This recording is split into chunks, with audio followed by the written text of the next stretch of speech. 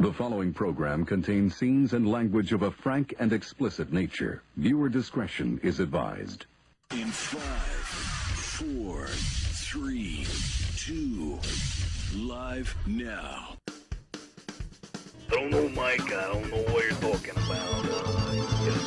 Hey, everybody, it's me, the Macho Savage. You're listening to Mike Trash, TrashTalkingRadio.com. The best in the business. Say it, the Macho King.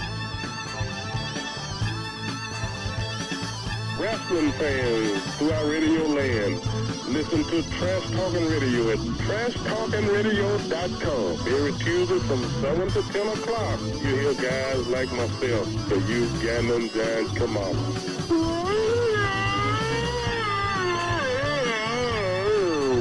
And that's my story. You can hear words to describe the Trash Talking Radio Show from 7 to whenever we get done. It's like using a screwdriver to cut roast beef. This is Sean, the other half of the Rock and Wrestling Connection.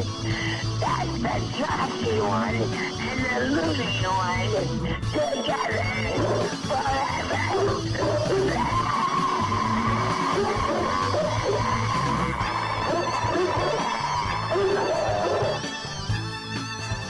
Hello, ladies and gentlemen. This is Ivan Koloff. I'm here to tell you about Mike Talking Trash. With the trash, 7 to 10. Tuesday nights, you got to listen in. It's the best around, the best in town. Alright, hey, this is the Animal. One half of the world famous take in the road warriors. Listen to them. If you know what's good for you, you'll listen to Trash Talking Radio or else. Everybody, you're watching Trash Talking Radio. This is Hulk Hogan. Hulk, what do you got to say about Trash Talking Radio? Well, I gotta say that I just bought Trash Talking Radio. You're out of the picture, dude. This is my show, and you better watch, because what you gonna do when Hulk Hogan's brand new Trash Talking Radio runs wild on you? This is the Vital Idol, and you're listening to Trash Talking Radio every Tuesday from 7 to 10 on TrashTalkingRadio.com. And remember this. When the Vital Idol tells you, it's got to be true. And when it's on the internet, it's got to be real. It's Trash Talking Radio every Tuesday from 7 to 10. I am the top of pop, the king of swing, the international rock star way above par, the host with the most, Mr. Tuesday Night, the Vital Idol, Classy Mike Trash, and thank you very much.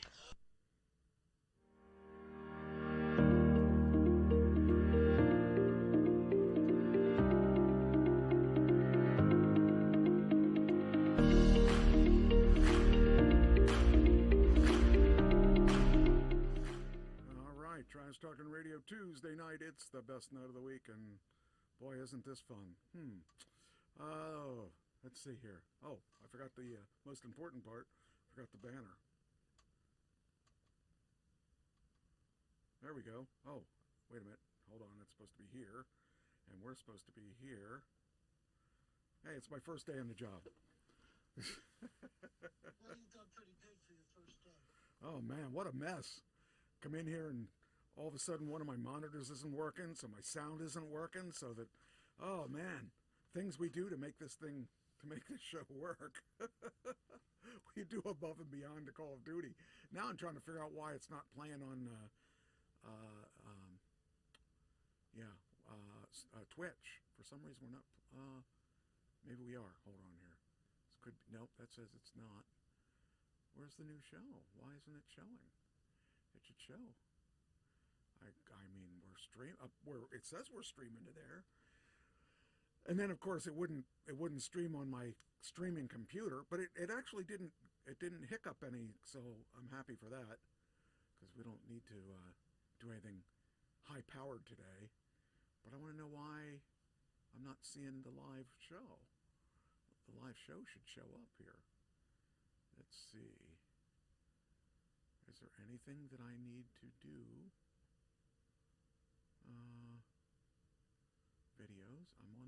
I'm on videos, home, schedule.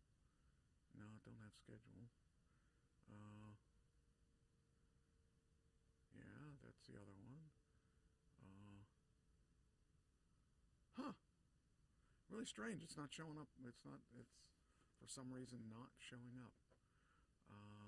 But it says it's streaming. Maybe I'm just not doing something right. Where are you? Why wouldn't I be showing the stream? Let's see, is there something I need to do to make it show? I don't know. Creator dashboard, let's try that. I never used it before, but you never know. Might be there somewhere. No, that's not it either. I guess I can't really spend a lot of time doing that. It says stream together. Ooh, we can stream together. Oh, we're already streaming together.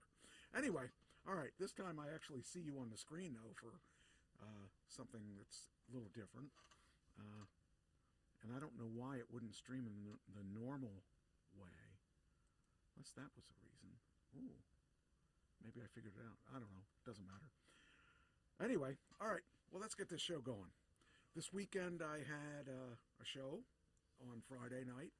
I was commentating. No, I had a show Friday and Saturday night. I had 2 shows. Crazy. It was crazy. We were, the Friday night I had to commentate by myself, which was really difficult because I never did play-by-play until this weekend. So, yeah, that was interesting. I'm going to have to let this stream a little bit further because that's annoying me that it's a little distorted. So let me let this go a little further. There we go. Well, that's still kind of bad. Whatever. Anyway, yeah, it was, so I had 2 shows this weekend. It was really a busy weekend for me.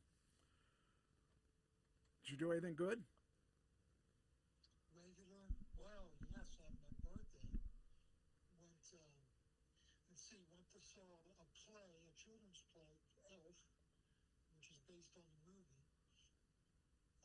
Went on a Christmas train ride on Thursday night, which was nice. You couldn't see anything outside. They didn't have lights on this path, but they had a lot of activities in the train. And Santa Claus came and sat with the kids, and that was a good thing. Took my grandkids. Wow. Friday went to see David. King David. It's an animated film. Yeah. In the theaters right now. Okay.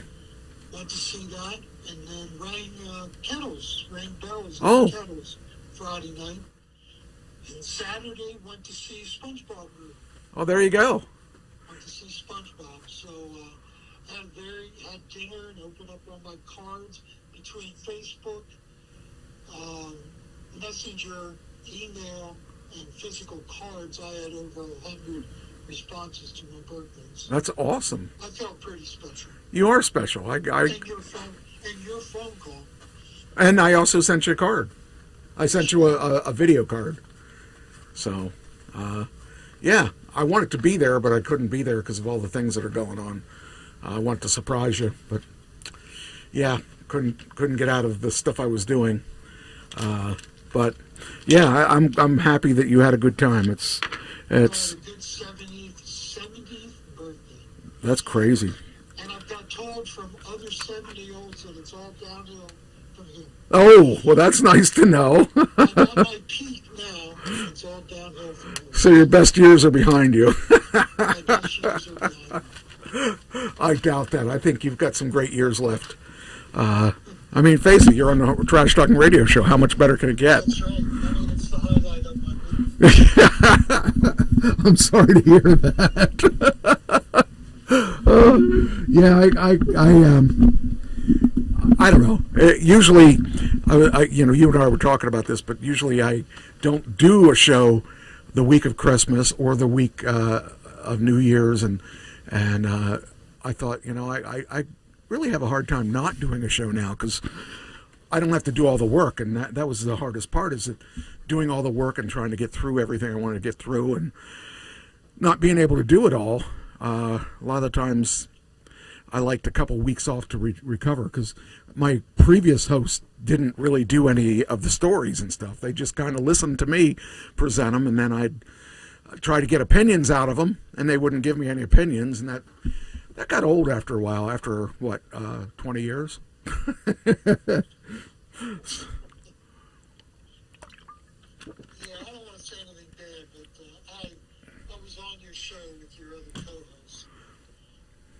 I mean, they're good people. It's just that, it helps when you have co-hosts that actually co-host.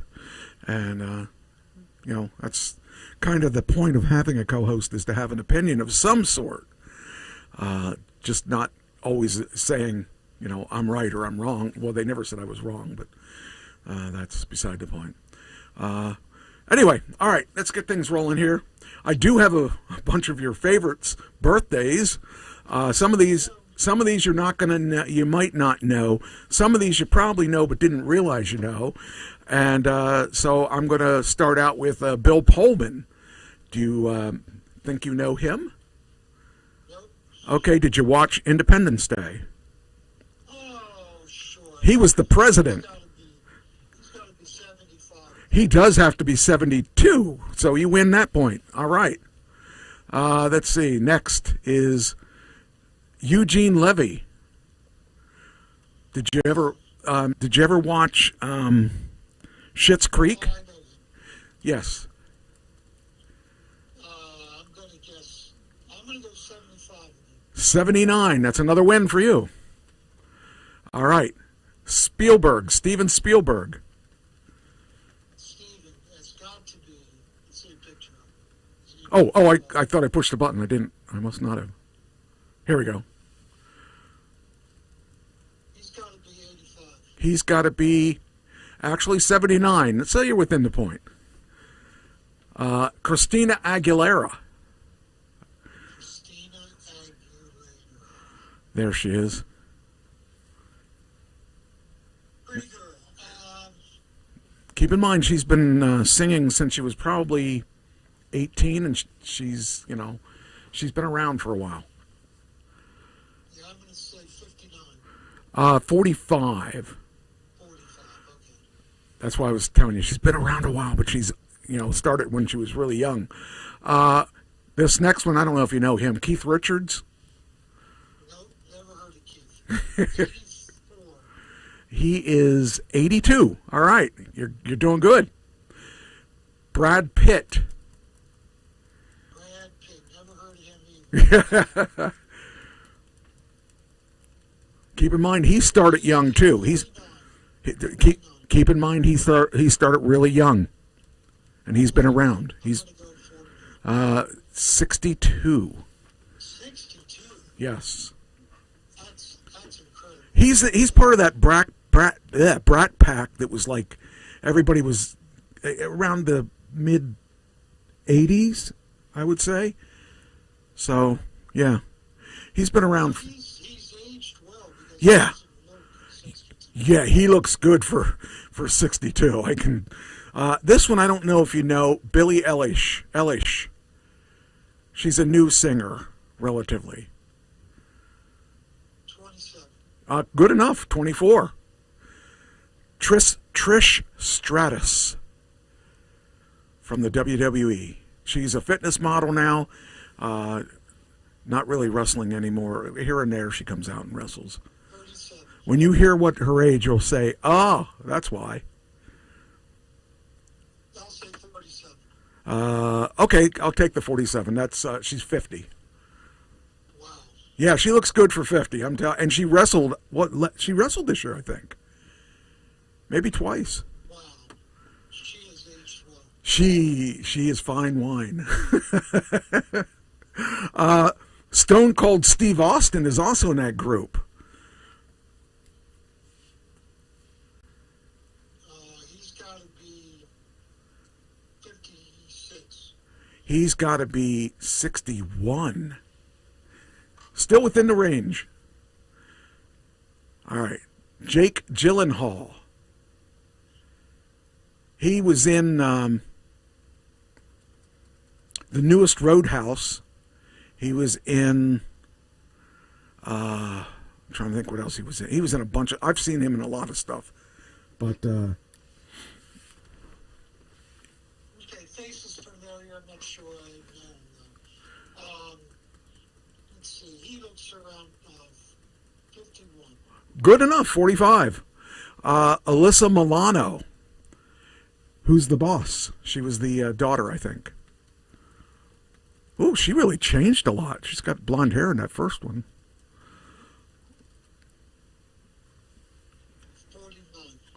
49. She is 53, so that's good.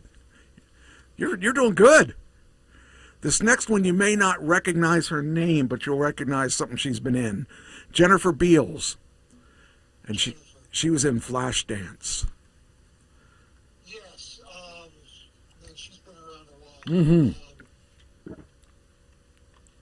She still looks like... 59 again. Good enough, 62. You're actually doing pretty good. We only have 2 more. You're not going to know his name, but you'll know his character. Tim Reed. He was WKRP in Cincinnati. Yeah. He's got to be 65. He's got to be a lot older than that. Right, okay. Well, I see another picture now. I would go 75. Even higher. He's 81. And back here, this is when he was white.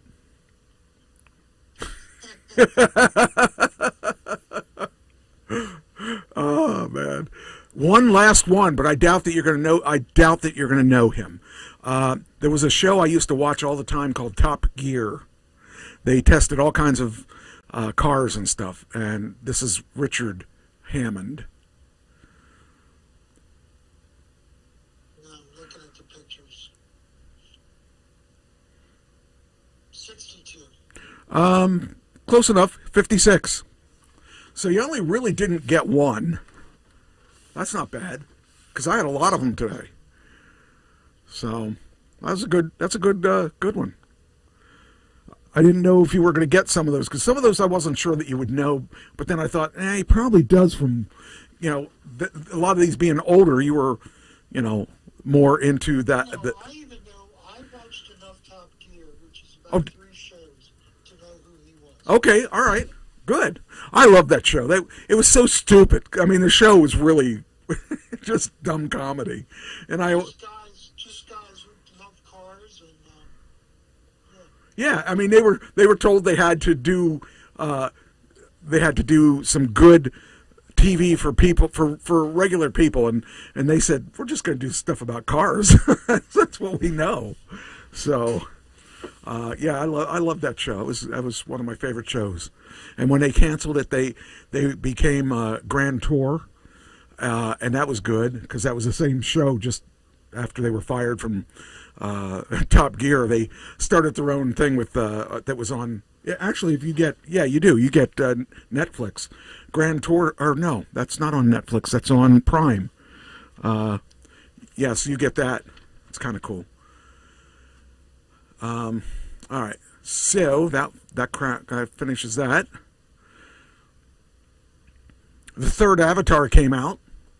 Third Avatar earned $88 million domestically and $345 million globally. well, we're trying to go Friday night, my whole family. Nice. If we get babysitting, that's where we're going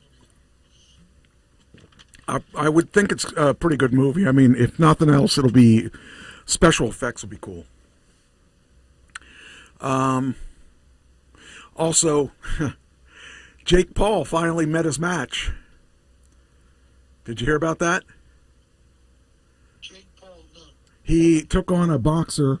He's that influencer that's playing around in boxing, and he finally met his match. He finally screwed up one too many times, and it paid to wait it out, because this guy here, let me pull this up here. He took on this boxer that Anthony Joshua, who's actually a pretty good boxer. Every boxer he's taken on so far has been not top notch, and box broke his jaw in 2 places. So that should shut him up for a while. I don't know. I don't feel bad for him. You know, you should stay in your lane.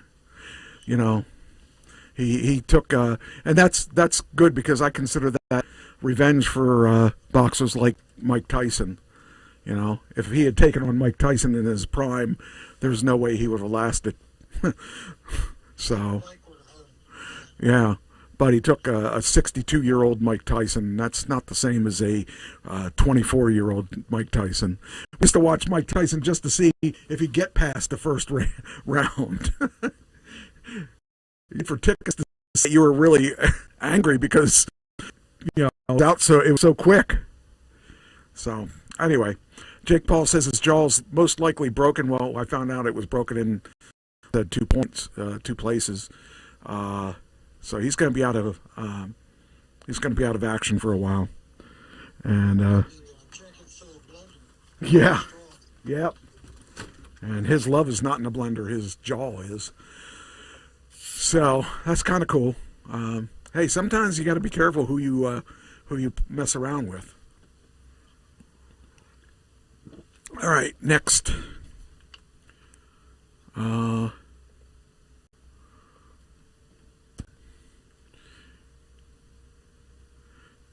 Let's see here. Oh, I don't know who this is, but I had it. It was one of my stories from last week we didn't get to. Barbara Jankowski. She was also known as the Human Barbie. She apparently died. Let's see here. There we are. Human Barbie's cause of death revealed by forensic analysis. She was known as Bonica Dusama, which is loosely translate into English as inhuman doll. She gained attention for her extensive plastic surgeries, blonde hair, and doll-like persona. But to those who knew her personally, Brazilian influencer Barbara Jankowski was more than her Barbie persona. She was taking it too far. In November 2025, she was found dead at the age of 31. Since then, reports have surfaced regarding what happened to her that led to her early demise. Now the official cause of death has been ruled. The cause of death is ruled to be drug-related. Big surprise. She died from accidental cocaine use, which was reportedly consumed with 41-year-old public defender Renato Campos Pinto de Vito. So, yep, you start messing with those drugs, you never know what you're going to end up with. That's kind of sad. It just never ever comes out good. So everyone I know of that's ever messed with cocaine has never had a good result. Well, I don't know, but you may have this story, but they changed the classification of marijuana. Oh, did they do that? Okay. That's something that Trump wanted to do. Yes. So it was official? Is very happy. Okay. I had... They didn't decriminalize it, but they took it away from the psychedelics and the heroin and the fentanyl. They took it out of that classification and put it into more milder drugs. Okay. Well, that's good. You know, I don't... So if you get caught with it on a federal level, his penalty's not as severe. That's good. I don't know. I don't have a... You know, I only take one little pill to go to sleep, and that's the only thing I've ever taken. I got to find a picture of the day. Let's see. I was so far behind, I didn't look for one. Oh, there's me when I had a beard. I didn't even know what these pictures were. I started working on the last concert I did, and I got to say, it's pretty good. I'm real happy with it. So far. There we go. That's the one I haven't used for a while. Yeah, I mean, I'm kind of glad that, that it's now kind of legal. Legal from the standpoint that where if I need it, it'll be there. All right. One of the problems is that states have legalized it, but the federal government has not. Right, and they're just going to use that for whatever they have to get somebody. Yeah. So they're not going to go after us little people, but they might use it to go after some of the big people. Some surprising scientific events that occurred on Christmas Day. Thought you might like that. Let's see what they are. 1758, Halley's Comet returned. That's there we go. There it is, a picture of it. That's a photograph of it. Yes, it's captured live. Yes, that's right. It looks oddly like knitting or something, but that's the way it really looks. Tapestry. Also, 1809, first successful ovarotomy. I don't know. Yeah. So that's nice to know that was something that was done on Christmas Day. 1968, Apollo 8 begins to return to Earth. So they're like the ovarotomy. Are like. I'm sure that I watched that. I probably. I was 7. I probably didn't. I wasn't. I could care less about that stuff. 2021 JWST launches. What's JWST? Oh, that's that telescope, right? So massively important. Yeah. It says 17. That's what it is. I knew that broke out to something. 17-year-old construction process. The telescope finally launched from French Guiana. Yeah, that too. Yes, I know what it is. Gianna. Yeah, that too. On the now retired Ariane 5 rocket on Christmas Day.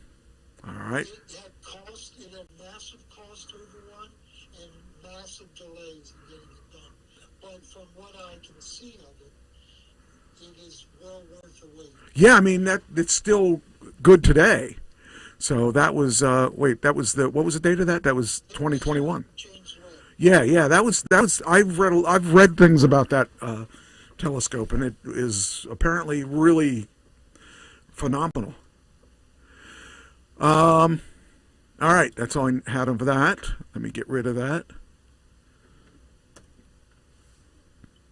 It says, a doll to me and a trumpet to Jimmy. 6-year-old girl's letter to Santa in 1883. They found a letter that was written in 1883 to Santa. And here it is. Here it is. Here it is. Somewhere. All right. What's this? Anna sent me 7 photos. Click here to see them. No, thank you. Oh, geez, this must be a site that has all these girls that send you messages. 7 photos from her and 7 photos from her. That's not what I was here for. Okay, another 7 photos. Christmas toys may have evolved over 140 years, but children in time, it seems, haven't. That's at least the suggestion for an unknown Christmas letter. Come on, I'm going to jump out of this if it keeps coming. Yeah, this must be. Yeah, she sent me 7 more photos, apparently. Anyway, it was written by a 6-year-old girl named Janet and preserved in her idiosyncratic spelling and capitalization. I'm asking for a doll and a trumpet for Jimmy and more for Ma and Pa. The letter was sent to Leeds Mercury newspaper to take care of our supplement columns. The paper reported on 22nd of December, 1883. The printer quickly put Jane's "Remember That" form. It continues, but then it is his and not his, and cannot. What? Says Jane herself will no doubt put the paper where Santa will see it. He's coming. A feeling that will delight millions of children carrying on his this year's tradition, even with the evolution elite trading cards and music doodles more than favor for 2025. So, here's the letter. All right. Dear Santa, I'm writing you this letter to ask you not to forget to call us this year. Written with a clear qualities that may help model qualities that help him to be published. I have a little brother who will hang his stockings for 4 years. I will also hang mine. But dear Santa, if you don't release any of mine, I want you to fill my brother with something good, because I can only be happy to make others happy, to make ourselves happy. I think that doing self-denial is one of your first things that the children of the U.S. should know. No doubt your own child wrote something very similar this year. So I just thought it was cool that they found this letter from 1883, and it was kind of cool. I mean, she wants a doll and send him a trumpet. That's your kid. 1883. Let's see. She would be 140 now. Something like that. Yeah. Rudolph the Red-Nosed Reindeer could glow through bioluminescence. This is the weirdest stories that we get this year. It says here, Rudolph's bright snout might seem as fantastical as his ability to fly, but a light-up body part is actually possible. No holiday magic needed. So they're saying that his nose could actually have lit up. Biological process. Yes. So if he were real, which he may be, I don't know, that he doesn't have to have batteries. This time of year, Rudolph the Red-Nosed Reindeer is nearly inescapable. As the song goes, Rudolph was bullied for having a nose so bright it glows like a light bulb. But one fateful Christmas Eve, his much-mocked nose makes Rudolph a hero. Uses it as a beacon. Rudolph guides Santa's flying sleigh through foggy night to deliver gifts around the world. I would think that after all these years, though, he would have more of a, updated vehicle by now. So. Well, Rudolph is powered by nuclear power. So. Yeah, but nuclear, that would be kind of weird. You'd have to worry about whether you're destroying the atmosphere and all that stuff. He should go electric. Of course, he'd have to charge. But there's charge stations. There's Tesla charge stations everywhere, so it could happen. So I just think it's interesting, because here's some examples of how insects and fishes and all that have a chemical reaction. Fireflies use a reaction to produce flickering patterns of light from their abdomen. And deep-sea angelfish are prey to their bluish-green lanterns. Lure prey with their bluish-green lanterns. So that's kind of interesting if you think about it. There are other animals that have that. So, let's see what else we got here.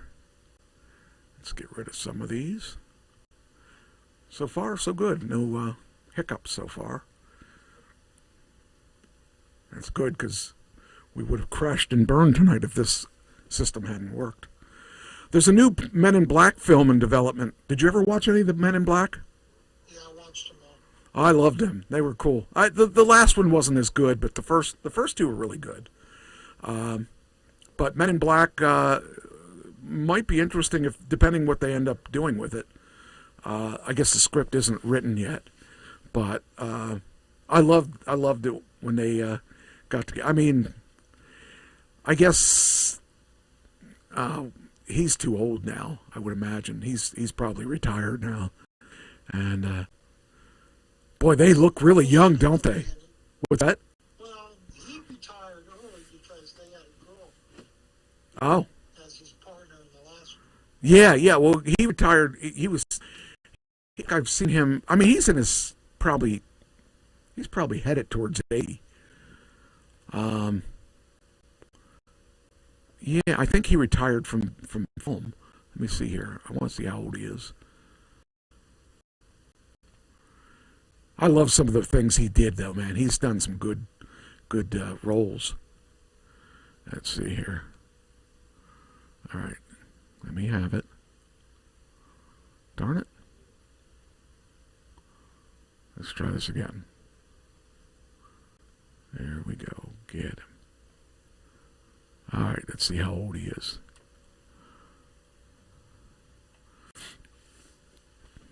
Let's see. He was born in 46. So that would make him... What? Yeah. All right, what's going on here? There we go. There he is. 79. So, wow. Yeah, I haven't seen him in anything. Oh, by the way, there's a new Avengers coming out. And I've seen some information. They are unretired. Oh, I don't know how. Did you watch any of the Avengers stuff? No. Oh, okay. Captain America retired and gave his gimmick to another actor. And supposedly, he's going to be back for the next Avengers. Not the... I'm talking the original Captain America. So he gave his gimmick away, but he seems to be taking it back by looks of things. What's the guy's... Mackie is his last name. Is who he gave it to. So I don't know what the deal is with that. But I guess he can't can't let a good payday go by, you know. I liked the series. The Avengers series was really good. And, yeah, it'd be interesting to see how they end up doing that. But I don't think they've got it totally ironed out. Well, I don't think they even started shooting it yet. All right, next. Here's one for you. Vatican Commission finds women should not be ordained as deacons, ministers who preside over weddings, baptisms, and funerals. Yeah, I got an opinion about that, but I guess you know what it is. Yeah, I think it's ridiculous. I think that let's get up with it. Let's get on you know, let's kind of evolve a little bit. When Ken died, his minister was a female, was and is a female, and I don't see how being a male or a female should affect the way that you look at God and the way that God looks at you. So there's one scripture that totally prohibits women in ministry, but I believe it's a cultural thing. Yes. 2,000 years ago. Yeah. I mean, women weren't allowed to do anything back then except serve their men, which I'm not opposed to. The thing is that in the Old Testament, God talked through a donkey. He allowed a donkey to speak, and so if he could speak through a donkey, an ass, he can speak through a woman too. You could take that in many different ways. I don't think you meant it the way that it came out, but the way it sounded funny. Oh man, it's just I just think it's ridiculous. Let's evolve as a human race, and you know there are in a lot of denominations they can't get pastors anymore. Yeah. It's not a desirable occupation, and so women have filled the gap for men. It's very practical too. Right. Makes sense, you know. Why is this not doing... Okay. I want to check something. Talk again.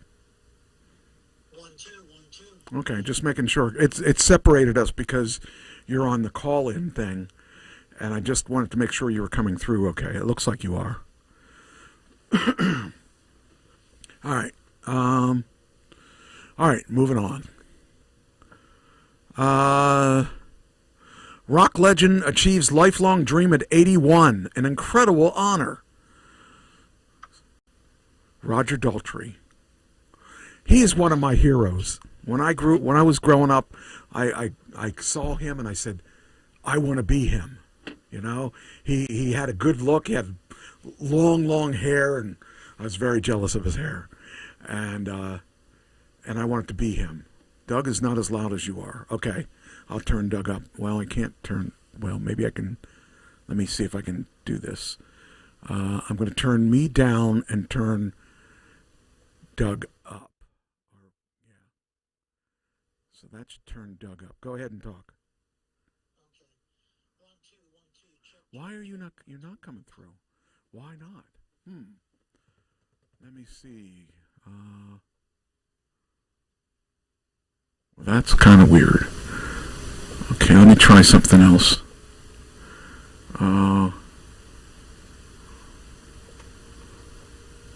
I could do this. I'll put you on B, and then I'll crank B up. Okay, talk again. 1 2 1 2 check. There, that's better. Okay. Check. And then I'll crank this down for me. No, yeah, I'll make me A, and I'll crank me down. That's one nice thing about learning this system, is that there are things that I can do to make us better. I don't know why yours was that much quieter, but it's working. Why don't I? No, I can't. I was going to say, why don't I listen in, but I can't. Doug is not loud as... Wait, now you are really loud. Is Doug louder? That's the question. So, I'm just waiting for her to answer. I shouldn't be... hopefully I'm not louder. Why am I coming through your... Looks like I'm coming through your channel at times. Wonder if it happens if I turn me down. Let me try this.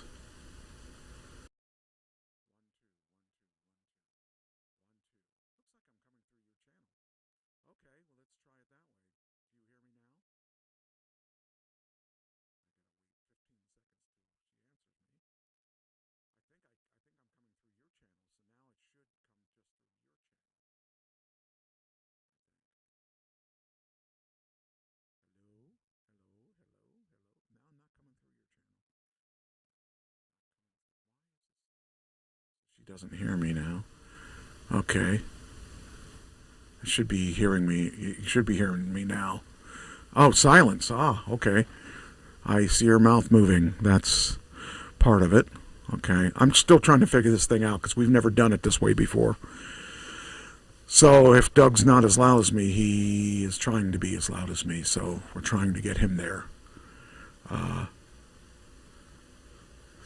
Okay, now we got you. Okay, now talk, Doug, so we see if you talk. Check 1 2 check 1 2 check 1 2 check.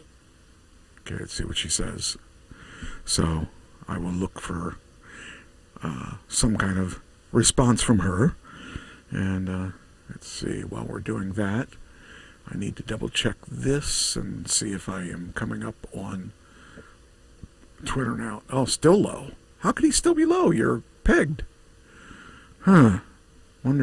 Let me see if there's any other. How do I get you higher?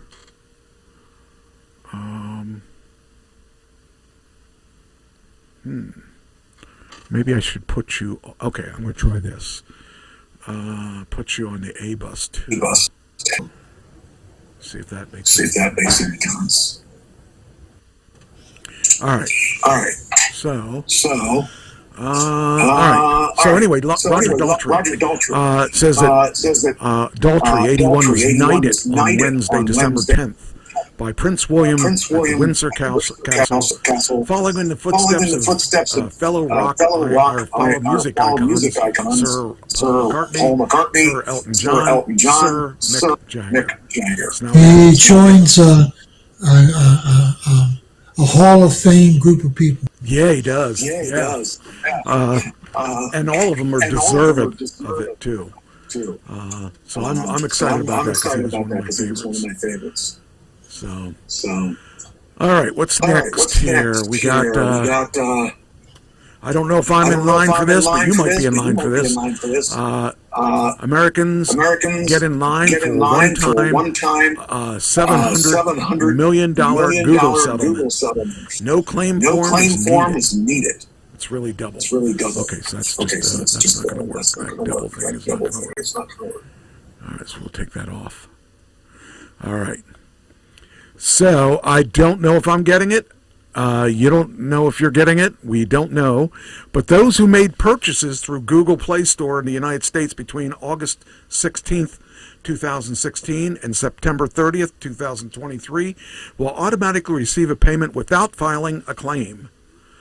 Have you used Google Payments? I don't use Google Play. I should get... Okay. I should get something for this because I have used Google Payments. I don't remember. One of which is for Peacock. I think I bought it through. She said finally, so I guess we're close now. So it seems that these. I don't know how much I'll get. I don't think it says. It might not say. But somehow we got involved in a class action suit. Okay, how will it be paid? Through PayPal or Venmo, or using the email or phone number through Google Play account. I should possibly get something, but I don't think it's going to be a lot of money because usually those things are just chump change. But yeah, so if you get an unexpected amount of money, chances are it's from that. Okay, next we've got. Okay. So the Netflix thing is still up for discussion. Paramount changed their bid. Yeah, it says here Netflix. Ellison guaranteed $40-some billion. That's just insane that they just don't want Netflix to have it. That's just it's wrong. I mean, you figure they had plenty of time to buy it before Netflix was involved.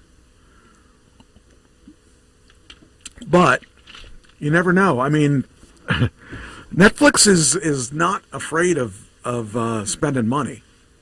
And they've made some pretty, what I would think would be insane deals, but they're making money off them, so they're not really insane.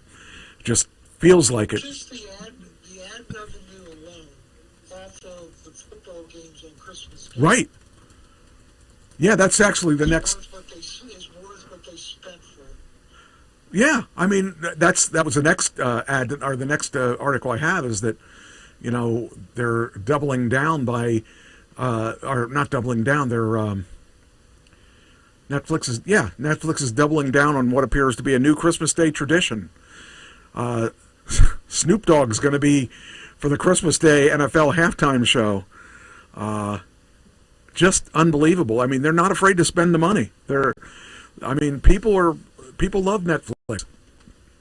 I watched. For my money, I watch more Netflix than I watch any other streaming service. I think right now I'm watching more YouTube than anything. I don't know why. I think YouTube. I'm becoming more YouTube user. Yeah. Still Netflix dependent. They have so many things that are good, and I'm finding I can't go on there and not find something to watch. But you know how it used to be, you go to YouTube to watch 10-minute videos, and I'm finding less and less of those and more longer videos. Today I watched what was I watching? I was watching a couple different big videos. It was actually pretty cool stuff. And, you know, right now I'm watching this EV race between these 7 EVs, including the Gravity. They have 2 Gravities in the run, an Escalade EV, which is like a boat. The thing has a huge battery, and it is a boat. It's huge. They have a Model X. They have like a whole bunch. They're all SUVs. Anyway, they're racing from Maine to Key West, and they have a certain amount of rules. You can't go over 10 miles over the speed limit. That's one of the biggest rules. And other than that, you can take any way that you want. Oh yeah, one of the things I watched was dumb police, and then dumb truck drivers. That was crazy stuff. But I mean, I watch a lot of civil lawyers on there that are talking about cases that cops are breaking the law to do these cases, and I find that interesting. But then I have the ad-free version too, which makes it, when I'm driving, that's almost what I exclusively listen to. I listen to YouTube music because there's playlists for everything. So to me, that's my most powerful one right now. I never was a big YouTube follower till then, but now I think it's really perfect. So, you know, I really enjoy it now. Anyway, so the Netflix has got that Christmas Day. So Snoop Dogg will headline the streamers' NFL game day on Christmas Day.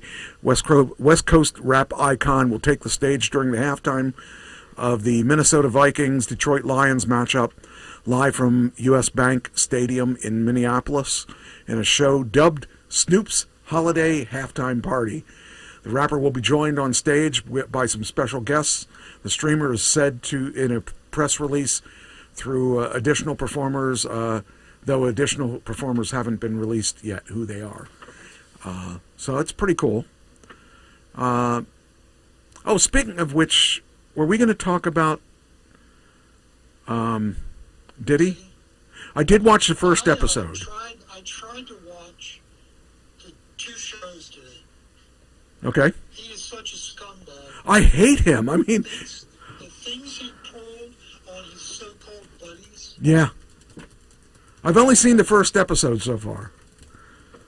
I had a tough time watching it. He's just not a good human being. One thing I found interesting was that he's not a tough guy. He gets other people to do his dirty work. And he'll beat up his own women, but that's beside the point. You know, I don't know. It's really, he's ridiculous. I don't understand him, and why he would do the stuff that he does. And he started innocent enough. He got big killed. Yeah. Oh, yeah. Oh, I'm sure of that. Yeah, I knew that. And Suge Knight, I'm sure he got killed. That was the one it's funny. When I was working, I had some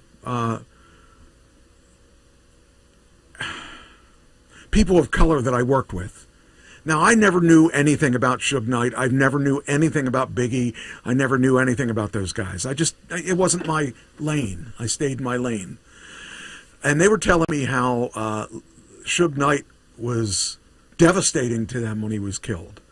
And, you know, I didn't realize that Suge Knight meant that much to people. And so did Biggie. And so that was all new to me. And when I saw this, and they also talked that they felt that he did it. And that was years ago. That was back, that was 2017-18 that I heard this stuff.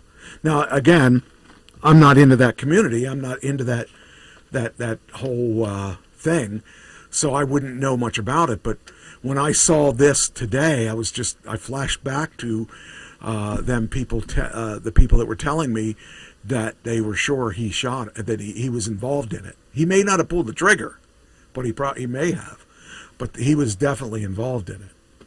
So that was interesting to me to watch that. That's one nice thing about rock and roll. We don't shoot each other. Not usually. No. But, yeah, that was pretty interesting stuff. And the episode was really... It's weird because it doesn't seem real to me because, you know, I grew up in the country. So, you know, that kind of stuff, city stuff doesn't mean that much to me because I never was part of it.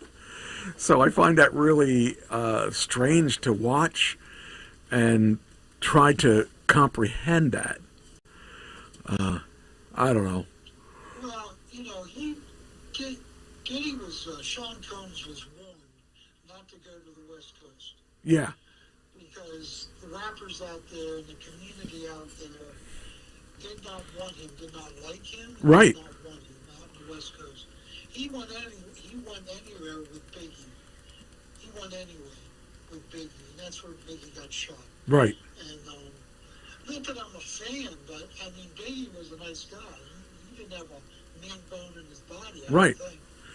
And he seemed to be, he seemed to really know that genre of music, and people seemed to relate to it. So, yeah. Yeah, the guy, Diddy really seemed very underhanded. He was very all about himself. So. And I think it was Biggie, but I'm not sure. Because I fell asleep for a second. I think it was he wanted his group to change the contract so that the parents and the family wouldn't get the money from Biggie's insurance things. Insurance for his death. Combs wanted him to change the contract after he was dead. That's a shame. You know, that's really a shame. I don't know. The more I learn about him, the less I like him. So. Well, he's a creep. So. Yeah, definitely. All right, next. Okay, so we did this. I started to talk about James Cameron's Avatar, Fire and Ash. It opened to wonder. Let's see here. Domestically, did 95 million to 105 million range versus 134 to earned 2023 for the Way of the Water. Now it says one key fact: Way of the Water had 9 full days to play before the actual holiday fell, meaning it had more time to compete with consumers rushing to complete holiday preparations. Fire and Ash has 6 days. So, you know, just putting, trying to compare it fairly. So, it's not apples to apples. right. But still, I'm really looking forward to it. yeah, I mean, it looks like it should be pretty good. The animation is what makes the movie. Yeah. Not so much the storyline, but the animation. Correct. Yeah, and the last one, if you saw the last one, right? Yeah, I've seen those series. Okay, so yeah, I really found the last one pretty interesting. So, yeah. All right. Next, what about? It says, can air taxis really ease city gridlock? Vertical Aerospace reveals latest flying taxi. Now, this isn't real yet, but people are saying that this air taxi, you know, if you let's say there's an accident in front of you, you could actually fly over the air taxi. But it's oh wait, here it says, oh wait, this isn't the same thing. This is a different one. British startup has unveiled an electric air taxi pitch for the future fix for gridlocked cities, but analysts warn the economics of a vertical flight haven't changed since the helicopter. British aircraft maker Vertical Aerosmith. Yeah. Yeah, you bet. Aerosmith. Where was I? Aerospace has revealed its latest attempt to reimagine the short-haul travel, a production version of the air taxi called Valo.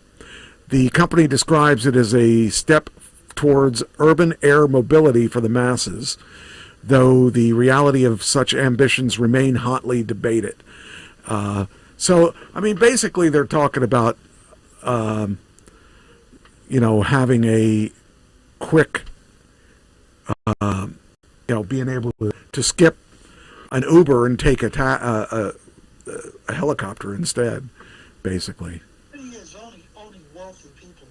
That's exactly right. So it's in the city that could. Yeah, I mean, but it says here it's targeting a top speed of 150 miles per hour and a range of 100 miles. Enough, the company argues, to make airport transfers and short-term intercity hops feasible. That's not going to be something you and I are going to be using, but it is something that could happen. They're going to have to change the regulations of all the because your basic airports aren't going to be able to do this without some kind of planning on all this stuff. So the aircraft price is going to be $4 to $5 million. So it's not going to be cheap. To charge to recoup their money? Right. Yeah. I don't know. I can't imagine that being feasible. But then again, if you would ask me 10 years ago about buying a $100,000 car, I would have said no. So, Things change. Speaking of taxis, did you hear about what happened to Waymo? What happened at Waymo? San Francisco? No. They had a blackout, and all Waymos stopped immediately because they couldn't ascertain red lights. Oh, yeah. They just stalled and caused massive traffic jams. That is interesting because I don't think that would matter in a Tesla because Tesla does its own. It does rely for the maps, I believe, but I think that the actual internal. At least I don't know. I might be wrong about all this. That I'm going to have to do some checking on that. They found the first real problem with electric self-driving cars. Well, with that one, because it relies on a main server outside of itself. Now, if I'm wrong, I might be wrong, but Tesla downloads the information. I think the car. Maybe I'm wrong about this. I'm going to have to double check this.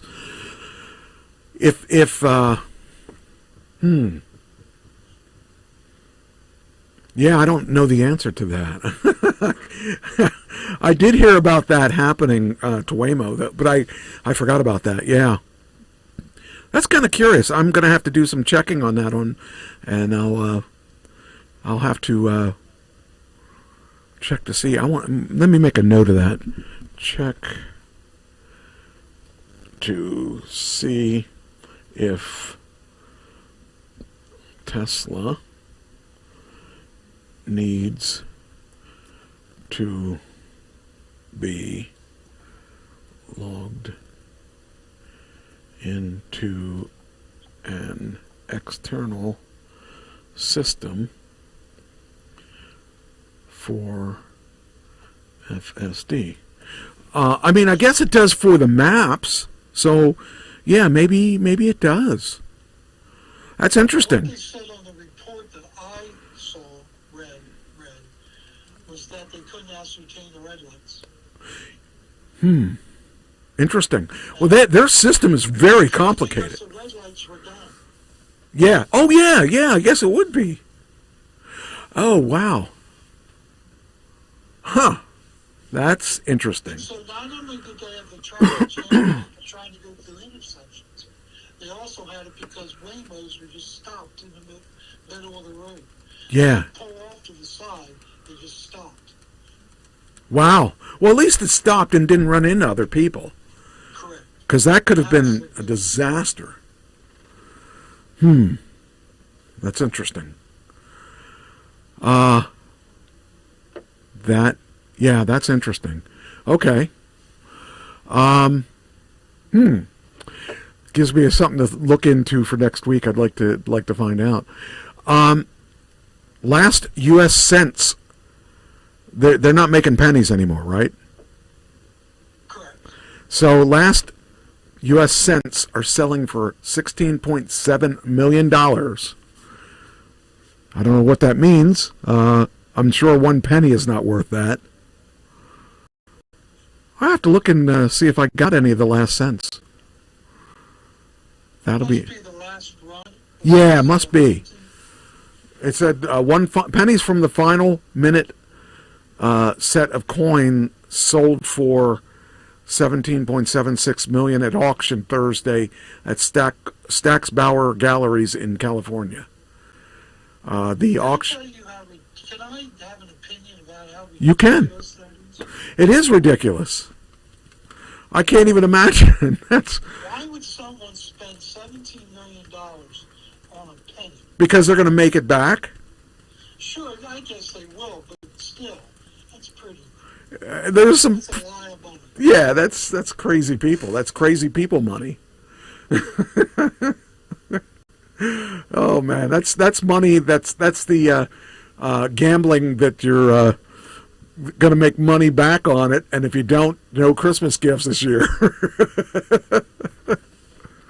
Here's something really weird. Priscilla Presley slams outrageous and unethical claims that her granddaughter Riley is the biological mother of John Travolta's 15-year-old son Benjamin. Now, let's dial that back again. Priscilla Presley says that her granddaughter Riley is the biological mother of John Travolta's 15-year-old son. Do you realize the age difference there is tremendous? Now, let's explain. Let's explore this a little further, because after I read that, I was like, I don't understand it, and I read it several times. But then I read on down further. It's not what you think.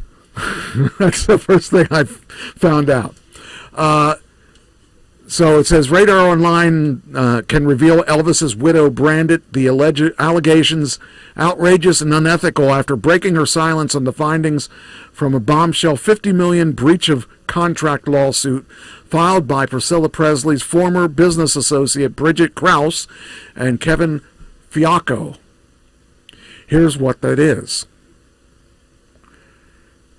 The Naked Gun star 71 has been mentioned in a bitter Presley family courtroom war after a newly amended lawsuit made sensational and unproven claims that the parentage of Travolta's teenage son Benjamin, who's 15, and late wife Kelly Preston. Now keep in mind, okay, so Benjamin's 15, so 15 years earlier. Let's see how old this kid is. That's the one thing I wanted to check. I didn't do that. Darn it. Hold on. Because I would imagine by now that kids could be old enough for that. Okay. All right, that doesn't, oh, come on. You didn't tell me. I want to know how old. Okay. How old is let's see how old Riley is. Born 89, so 36, so 15 years off of that. Okay, so she could have been 21.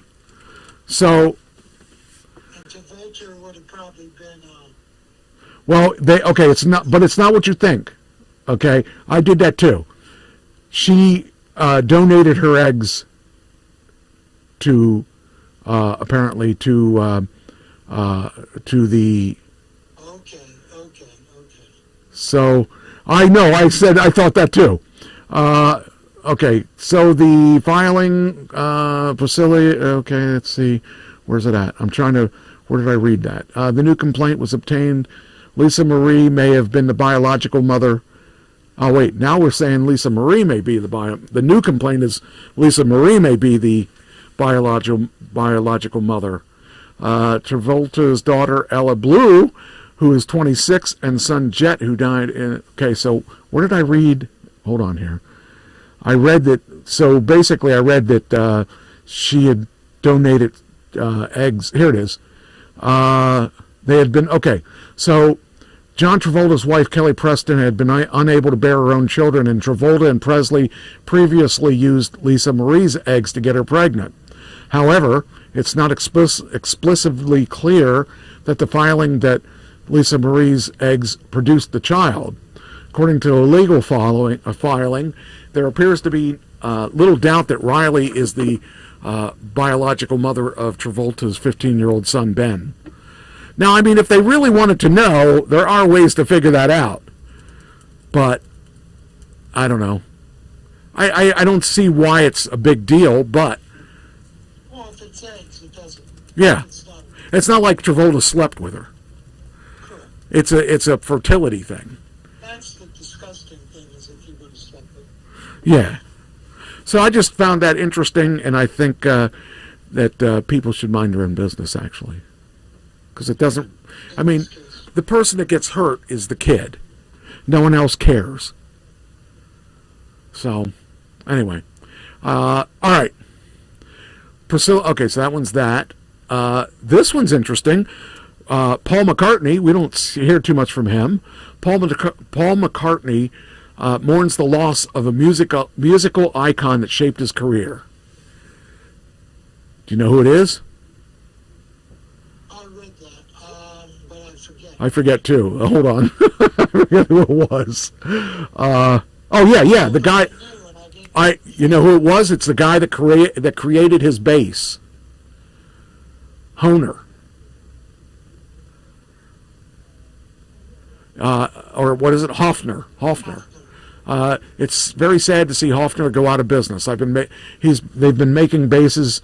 They've been making instruments for over 100 years. I bought my first Hofner in the 60s, and I loved it ever since. It's a wonderful instrument. So, yeah, I always thought they were the coolest looking basses out there. So, it's kind of cool. I found it in 1887. That's crazy. So that was kind of cool to see that was... It's a shame to see him go out of business, though, because, I mean, when we were kids, they also made harmonicas and stuff like that, too. So that was kind of cool. Next thing was... Oh, where'd it go? Why is it not? Wait, we got to do it. Here we go. Come on. There we go. All right. Legendary band announces split just months after an onstage brawl. Who do you think that is?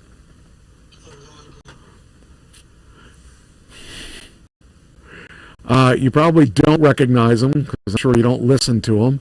Jane's Addiction.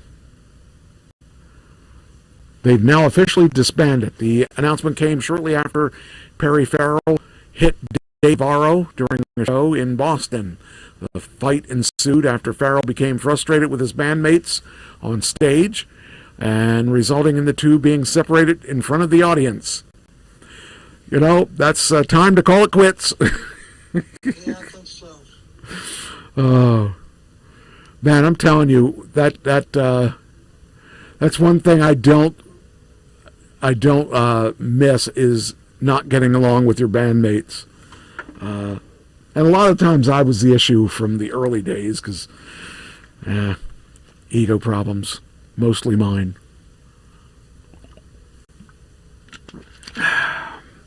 If I had not screwed up that one job where I was out of hand, that band could have gone places, I think. But you never know. But I got to tell you, I like the bands I'm in now. I'm happy with that. Okay, NFL. Jack Fell. Do you know who he is? NFL, Miles Jack. Miles Jack? Yeah, that's his name, Miles Jack. Miles Jack fell from a second-story window before gun arrest. Did you hear about that? No, I did not. I usually am up on all this stuff. Well, he didn't die. He was arrested after a bizarre incident at a home in Texas on Tuesday. Texas Tuesday. When the cops say the linebacker broke out of a second-story window and fell to the ground before taken into custody. I just think that it's crazy thinking about this stuff. I mean, if I was going to be taken into custody, I think I'd rather get taken into custody than fall out of a second-floor window. It says officers established a perimeter and evacuated other homes in the area and said at one point in the incident, they observed a man later identified as 30-year-old Jack break a window, climb out, and plummet to the ground. Jack was taken into custody 7:12 a.m. 7:12 a.m. You're going to find me in bed, and taken to a nearby hospital for treatment for non-threatening injuries he suffered from the fall. Cops noted no other individuals were found at the home at the time of the incident. Oh man, they charged him with deadly conduct, discharge of a firearm, third-degree felony, and discharge of a firearm in certain municipalities. It's a second round. Oh, he was a second-round pick at Jacksonville Jaguars in 2016, and later joined the Pittsburgh Steelers in 2022. Oh man, just crazy. The Steelers have a problem because their best wide receiver, D.E. Metcalf, got suspended for 2 games for fighting with a fan. Jeez. Unbelievable. He's in danger of losing over $60 million in salary. Oh, man. Because of breach of contract, behavior unbecoming. Yeah.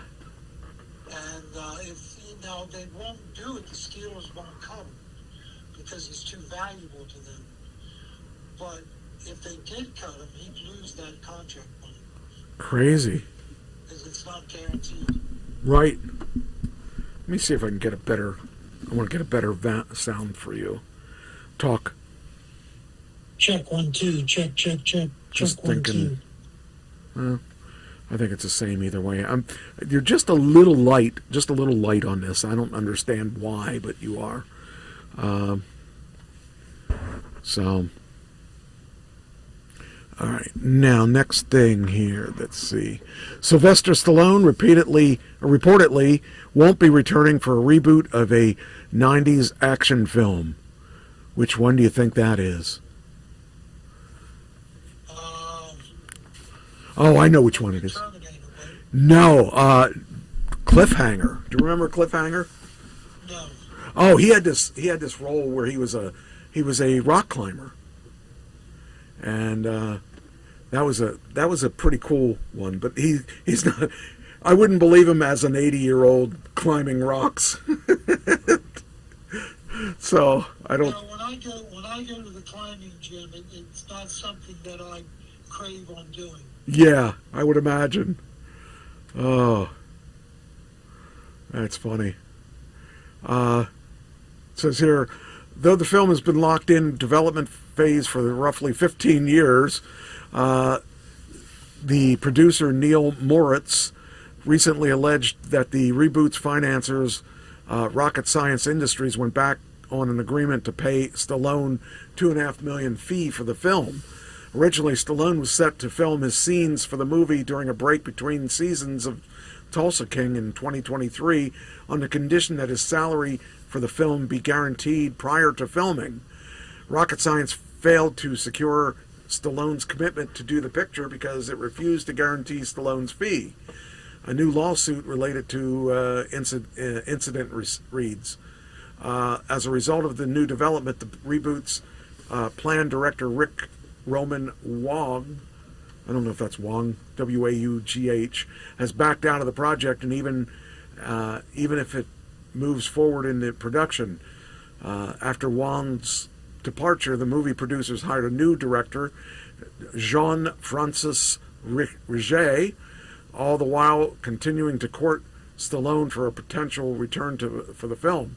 Due to Stallone's commitment to Tulsa King and the uncertain guarantee surrounding his fee, the Rocky star once again refused to lead to Riget's departure, leading to Riget's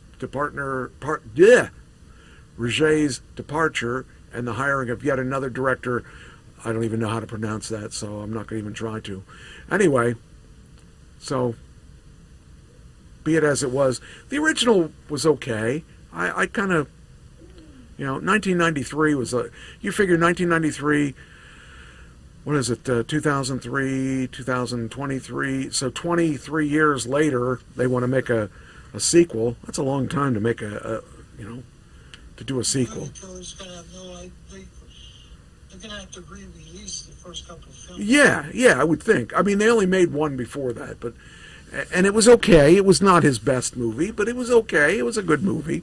But there's no way Stallone would be the main character for that, because I'm sure that, he looks good for his age, but doesn't look like that good. So it doesn't look climbing rock good. So I wouldn't put him in that role. But anyway, lawsuits continue to mount as fire truck continues to mount against fire truck manufacturers. Did you hear anything about that? No. All right.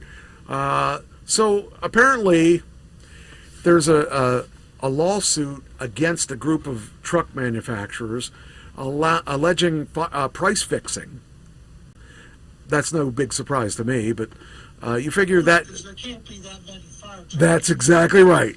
And it says the latest legal action comes from the city of Ann Arbor, Michigan, and targets the REV Group, Oshkosh Corporation, Pierce Manufacturing, owned by Oshkosh, and Rosenbauer America. Apparently, the city of La Crosse, Wisconsin, filed the first lawsuit in August, claiming the aforementioned companies conspired to restrict supply and drive up fire truck prices, and that inflation alone does not explain the increases. Other entities with cases include Onalaska, Wisconsin, and fire departments in Pennsylvania, Maine, and New York. Ann Arbor's filing claims that companies control up to 80% of the fire truck market, and that their alleged conspiracy contributed to prices doubling over the past decade, while also extending delivery times from 18 months to 4 years. 4 years. That's if I had to wait 4 years for the fire truck, that's pretty bad. You could have a lot of fires in 4 years. The argument echoed across La Crosse's case from August, which stated that a fire truck priced at $500,000 in the mid-2010 now cost about $1 million, while specialized units that once sold for $900,000 now exceed $2 million. That's crazy. That's a lot of money. Those small companies can't even afford something like that. Just greed, man. It's all greed. That's the downfall of capitalism. Yes, it is. Human greed. That's just unbelievable.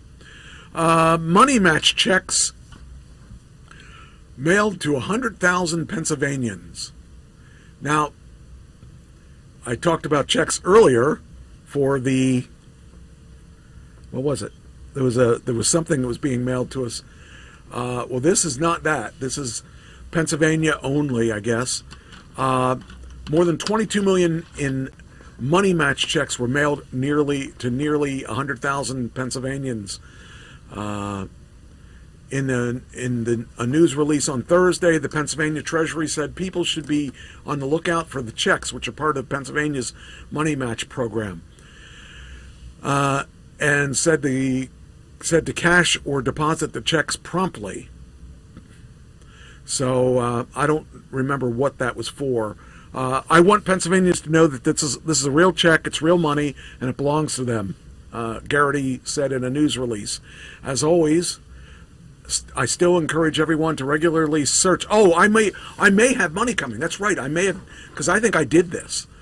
This is for unclaimed property or claims that would, it says here, as always, I still encourage everyone to regularly search for unclaimed property online, as many claims will not qualify for the money match process.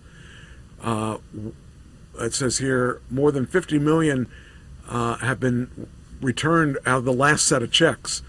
What are money match checks? The program with the state automatically returned unclaimed property value up to $500 owned by a single individual. Before the program was created in 2024, residents themselves had to seek out unclaimed property. I did go through this, and I don't remember how much money I found, but I'm supposed to have money coming to me. And it's supposed to be up to 500. I think I got somewhere around the 500 range. So I hope that is true. And this is This is dormant bank accounts, uncashed checks, forgotten stocks, rebates, insurance policies, and other things. It could also include contents of abandoned safe deposit boxes. According to the state treasury, more than 1 in 10 Pennsylvanians is owed some of the $5 billion in unclaimed property in the treasurer's care. An average value of the claim is more than $1,000. I believe I did fill that out, though, so if I get that check, I will let you know. But yeah, it's one of those things that I thought, I wonder if I did, if I have any money coming to me. And sure enough, I did have money that was supposed to be coming to me. So hopefully that will be... Let's spend it all in one place. Well, I'll put it down as a down payment for my new car from wherever I end up getting it from. So, all the signs are pointing to probably buying a new Tesla. Because, that seems to be... We had a discussion about that today. And I've really kind of brought it down to 2, possibly 3 different cars. So we'll see what happens. I haven't seen anybody drop their prices on anything yet. So I think I'm stuck at the prices that are there. But I still got another week before the end of the year. But I got to do it, probably before the end of the year. But I think it's either going to be the Lucid SUV, which is what I was talking about before. It could be the Model S that I had talked about. And if it's not the Model S and it's not the Lucid Gravity, it could be, maybe I'll take one of the Model X like I had before. So I really am sure that it will be one of those, more than likely. So we'll see.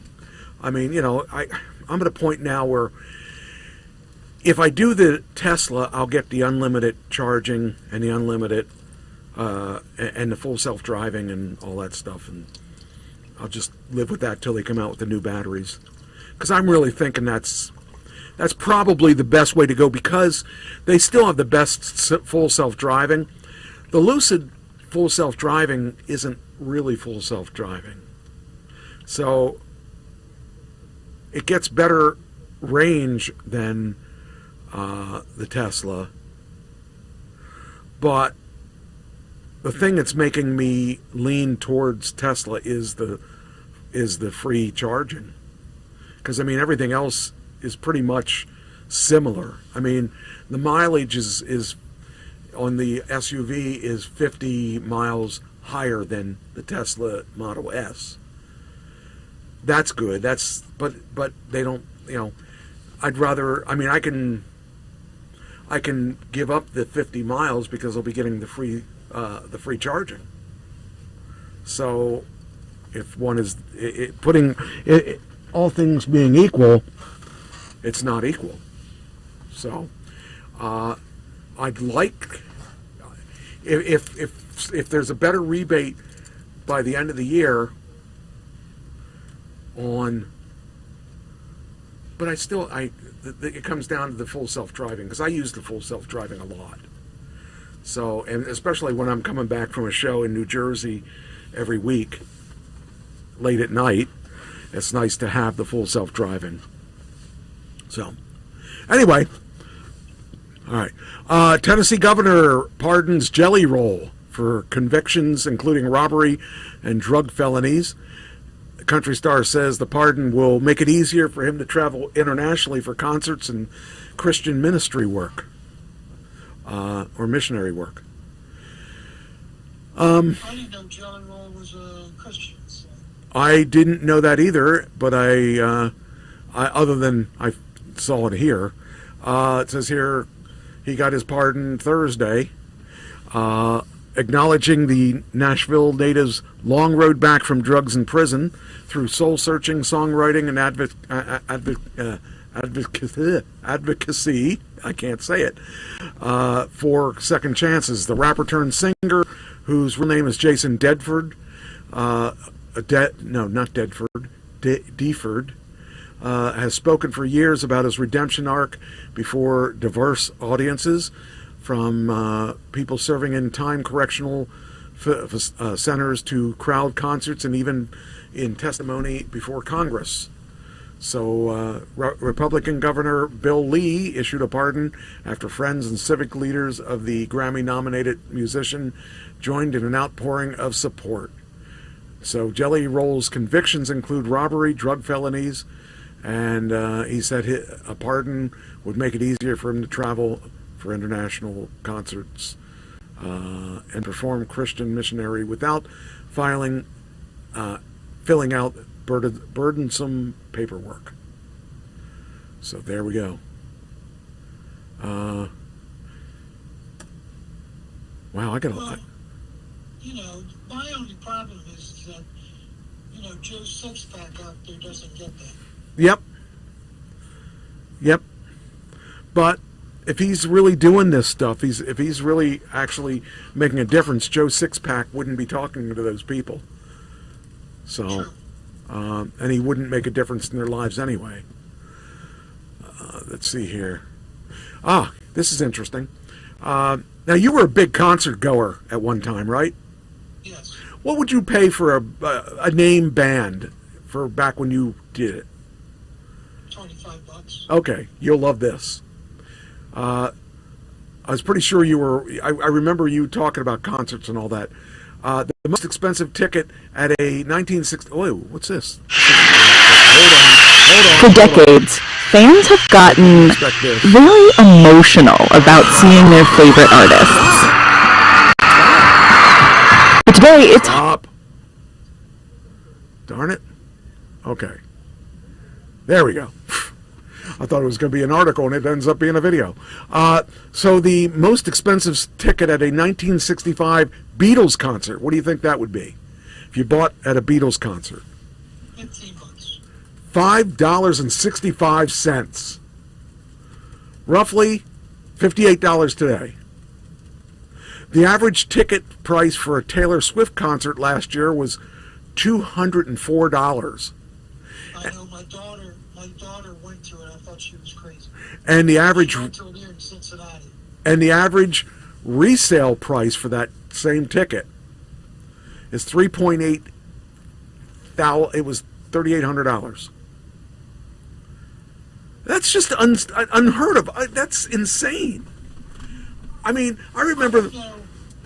I don't don't know if she bought the ticket or if she got the resale, but that's a lot of money. That is a lot of money.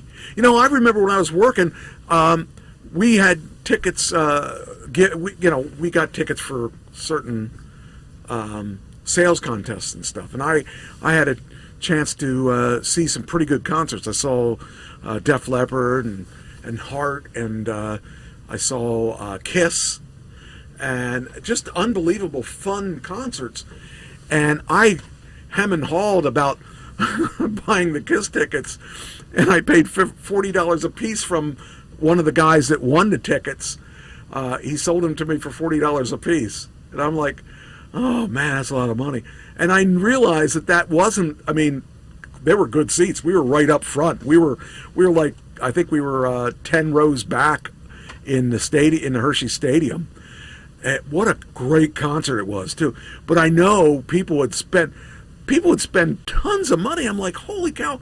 I don't think there's any concert that I would want to pay that kind of money for.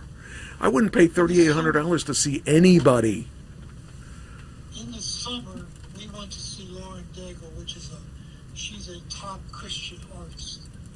It was like $140 a ticket. That's just, I thought that was reasonable considering what I know my daughter spent on Taylor Swift tickets. I mean, that just is it's just so hard for me to understand. But you know, the thing is, I would think that $25 was expensive because of my upbringing. You know, I couldn't buy something that was frivolous like that because I was a kid. When I was a kid, I didn't buy things like that. I don't know. It just seems like too much money. And even now, it's weird thinking about this, but I still don't spend.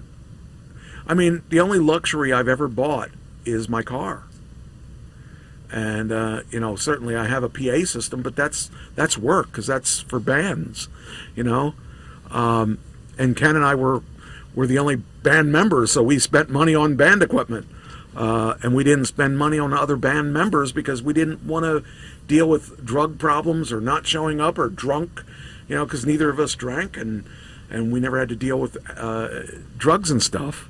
So for me to think of that kind of money, it even though it seemed like a lot of money, I mean, my little PA that we use for Salt Road is about $3,500 for a PA, which on the surface sounds expensive, but that PA today, if you were to buy a PA like that today, you would spend probably 10 grand, and it's a small PA. It's just so good. It's little and it's so powerful. Like we play in that little club, and we play on. I think it's the volume levels are from 0 to 12, and we probably play on 3 or 4, maybe 4 for that little club. But we could play on 10. We could play outside with that PA. Because even though it's small, it uses the same technology that the big bands use in the big. Now I couldn't use that in an arena, and I couldn't use that in an outside show for a big outside show. For a small outside show, I could use it, but it just isn't enough stuff. But for most places that we play, that would be plenty big. But anyway, I just thought it was funny because I'm looking at these tickets saying $3,800 for Taylor Swift. That's insane. Even $204, I wouldn't pay. Even if it was a band I wanted to see, I don't think I'd pay $200 for a ticket. I don't know. You're not a guy like Kenny Wayne Shepherd. The tickets are pricey. And Joe Bassamass is coming here next year, and if I can get tickets, I'd like to go. But I'll be spending $250. Yeah, see, I won't do that. I can't bring myself to doing that. That seems. I just think it seems wasteful to me, but that's just me. That's because I was always always afraid of where my next paycheck or where my next meal. I mean, I don't have. I realize this is not rational for where I am in my life, but it's the way I feel. It's really strange.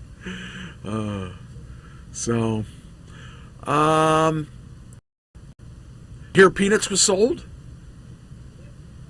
No. The actual Peanuts that we used to watch as kids. Sony Entertainment and Sony Music paid $460 million for Peanuts. Can you imagine that? $460 million. Unreal. I mean, we grew up to those. We grew up to that company, and we grew up to watching Pigpen and Linus and Snoopy and all that stuff. It said in the late of the year, Sony Pictures Entertainment and Sony Music Entertainment Japan have taken a significant stake in Peanuts Holding LLC, the company that holds the intellectual rights of the beloved characters created by Charles M. Schulz, such as Charlie Brown and Snoopy. The purchase price was disclosed at $460 million for the stake sale. Sony has acquired all of the approximately 41% stake held by Wildbrain, a Canadian kids and family entertainment company. I just think that's really wild that company would, be able to sell their stuff for that much money. But I mean, that's part of our childhood. It says here in another article, it says the Japanese conglomerate will pay $457 million to roughly double its stake in the Peanuts holdings at 80%. The family of Peanuts creator Charles M. Schulz will hold the remaining 20%. Is Charles Schulz still alive? I thought he died. Wow. Sony was the first to become involved with Peanuts in 2010, over 6 decades after Charlie Brown, Snoopy, and their friends first appeared in the American newspaper comic strips in 1947 as Little Folks. The Peanuts name was introduced in 1950. So back then, there's a piece of trivia. What was Peanuts' name before 1950? So I never knew that. That's kind of interesting to watch. But, I remember that as a kid because, and then they were like saying that it's not appropriate to watch that stuff now because, because of the bullying and all that stuff that is in it. Do you want to take over? I haven't let you talk. Yeah, I'll take over. By the way, I just wanted to say, Annie and I, the grandkids, ran kettles for the Salvation Army. Yes. We did it for under 2 hours. We made $306. Oh, that's good. That's good, right? It was it's good. I've had kettles when I was a Salvation Army officer. $306 would be good for the whole day. That's awesome. And, it was my grandkids. They're so cute. People. That's right. There you go. Use kids. We're going for 4 hours on tomorrow. Wow. So we'll see what happens. That's awesome. Wind farms along the coast, Atlantic coast. Okay. Trump has shut them down. Why did he shut them down? I don't know. I mean, they work. Why would you shut them? I mean, I could understand not building new ones. He's anti-green energy. I don't get it. I don't get it either. That makes me very unhappy because the sustainable energy, we need to think of the future. I don't understand. I don't get it.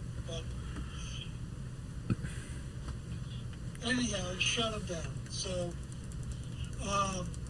comedian Russell Brand charged with new offenses of rape and sexual assault. I heard something about this. Yeah. Yeah. He's one count of rape and 1 count of assault. I had heard this. I'd heard rumblings of this for a while, so this is not a new thing, but yeah, I feel that's really sad. He pleaded not guilty to 5 charges, including 2 counts of rape, 2 counts of sexual assault, and 1 count of indecent assault in relation to 4 different women. Wow. He's another one. He's just digging. He has just dug himself a hole. He's not going to get out of it. Yeah, that's a shame to see that. I don't know what to think about that. Hey, we took out another narco boat. Yeah. We're up to 29 boats sunk and 105 people killed. Jeez. So, doesn't break my heart, but might break other people's hearts. Yeah, well, the thing I think is weird. Now, let me see. I think I put something in here about maybe I didn't. Oh, maybe I didn't. I thought I did. There was something controversial. Maybe I have that in my Trump section. Let me switch over there because there was something in the Trump section. It was about it was about an oil tanker. It says U.S. Well, they have taken over 2 tankers. Yeah. And they're after a 3rd. See, I don't know if we have the right to do that. They're sanctioned tankers. What's that mean? Words, they're transporting illegal oil to states like Iran. But how do we have the right to do that? They are flying under illegitimate flags. They turn off their transponders. You can't track them. They switch flags depending on where they're at in the world. But again, why do we have we are not the police. I mean, if I didn't say, what they're doing is they're trying to cripple Venezuela's economy so that the people turn against Maduro. Throw him out or kill him. We have a $50 million price on Maduro's head. See, So I hear what you're saying, Mike, about the right to do it. I mean, if they didn't take it illegally, I don't think we should have the right to stop it. Not that it's I mean, illegal. Huh? They are illegal. How's it illegal if it's their oil? They're flying under different flags. They turn their transponders off, and they are taking oil that the UN and the United States say should not be going to Iran. But again, It's a shadow fleet. But it's not our it's not our business. If it's not taking our oil, how's it our business? I mean, this is a tough question because it sounds like I'm anti-American, but I just don't know that it's our business, that it's because it's not our oil. Well, the president, I'm just stating facts now. Yeah. Not taking sides. I know. The president says he has all the legal authority he needs.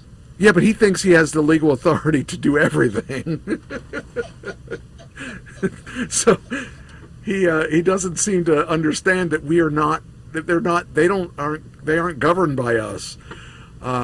And here's what my information was. It said the U.S. said it seized an oil tanker leaving Venezuela Saturday and pursuing another vessel as of this writing. Homeland Security Security Secretary Kristi Noem released a video. What's that? Kristi Noem. No, oh, is it Noem? Released a video of the Coast Guard members boarding the ship via helicopter. Panamanian flagged oil tanker called the Centuries was not on the list of U.S. sanctioned entities. Observers claim it previously shipped sanctioned goods and had engaged in spoofing, a practice of falsifying location data. It is believed to be owned by a China-based trader, and it is estimated to be carrying more than 1.8 million barrels of crude oil, and has the world's largest oil reserves. Really? I didn't realize that. They do, and if you think about it, Why wouldn't we want Venezuela on our side? But it has the largest deposit of oil reserves in the world. But we're not making them very happy with us if we're taking their tankers. People love it, and the people want us to overthrow Maduro because Maduro is a creep. He is a fascist, and he's a murderer, and he's one of the worst presidents in the world. And he stole Exxon's rights to oil. He nationalized the company, threw Exxon out. The president wants it back, and he wants the oil. I'm not saying it's right or wrong. I'm just saying that's the facts. The fact is that there's so much oil in Venezuela, the United States won't have to produce any oil for the rest of our existence. Wow. That's a long time. Now, that's an overstatement, of course, but, you know, we want the oil. That's why we're there. Yeah, but the problem is we become the bad guys. The bullies, we're the bullies. Yes. And I thought I don't mind doing some of this stuff, but I think some of this stuff is not our business. That oil would be nice to have. Yeah, well, And we buy it at market prices. See, they won't sell to us. That's because we're bullies. I don't know. I have a problem with it. I think that we're wrong in this case. I mean, maybe I don't know. It just seems like you're not the only one that feels this way. Yeah, I don't know. There are some Republicans, Rand Paul from Kentucky, for one, and there are all the Democrats think it's illegal what we're doing. Yeah, I think it is illegal. I mean, we're stealing from somebody else. We're taking something that doesn't belong to us for free. You know, I think this is not the way I would want it to be. If it was my country, I wouldn't want that either. I mean, I don't know. See, there is a president that was duly elected in exile because Maduro took the election illegally. Okay? She's totally in favor of what Trump's doing. Okay. In fact, she wants him to do more. Wow. They're trying external pressure before they do military action. But this thing's headed towards military action. I would imagine. Do they have an army? Yes, but it's so ill-equipped and ill-trained. Well, but here's what he's doing. He's going to disband his army, give them the weapons, let them melt into the population, and do guerrilla warfare. That's how we lost Vietnam. We lost Vietnam not because we could defeat their army, but because they looked like everybody else. And we couldn't tell if it was a civilian or a soldier. Huh. Wow. So that's what it's going to be, and we're going to be involved in neck deep into a land war we don't want to be in. Yeah. I just think that it's wrong on every level. Well, you're not a MAGA, let's put it that way. Yeah. Because MAGA's in favor of it. Well, yeah, I can guarantee I'm not part of that. That's I don't know, it's just hard for me to comprehend us just taking something like this. If we were paying them for something, that'd be one thing, but They will pay the new government once it is in place. This is all to get Maduro out. He said he'd leave. He told the president that he would leave if he could keep $200 million of his ill-gotten gains. Huh. Okay, I think that would be worth the $200 million because it's not our money. No. It's not Trump our. said no. Oh. I'd let him go for $200 million. Yeah.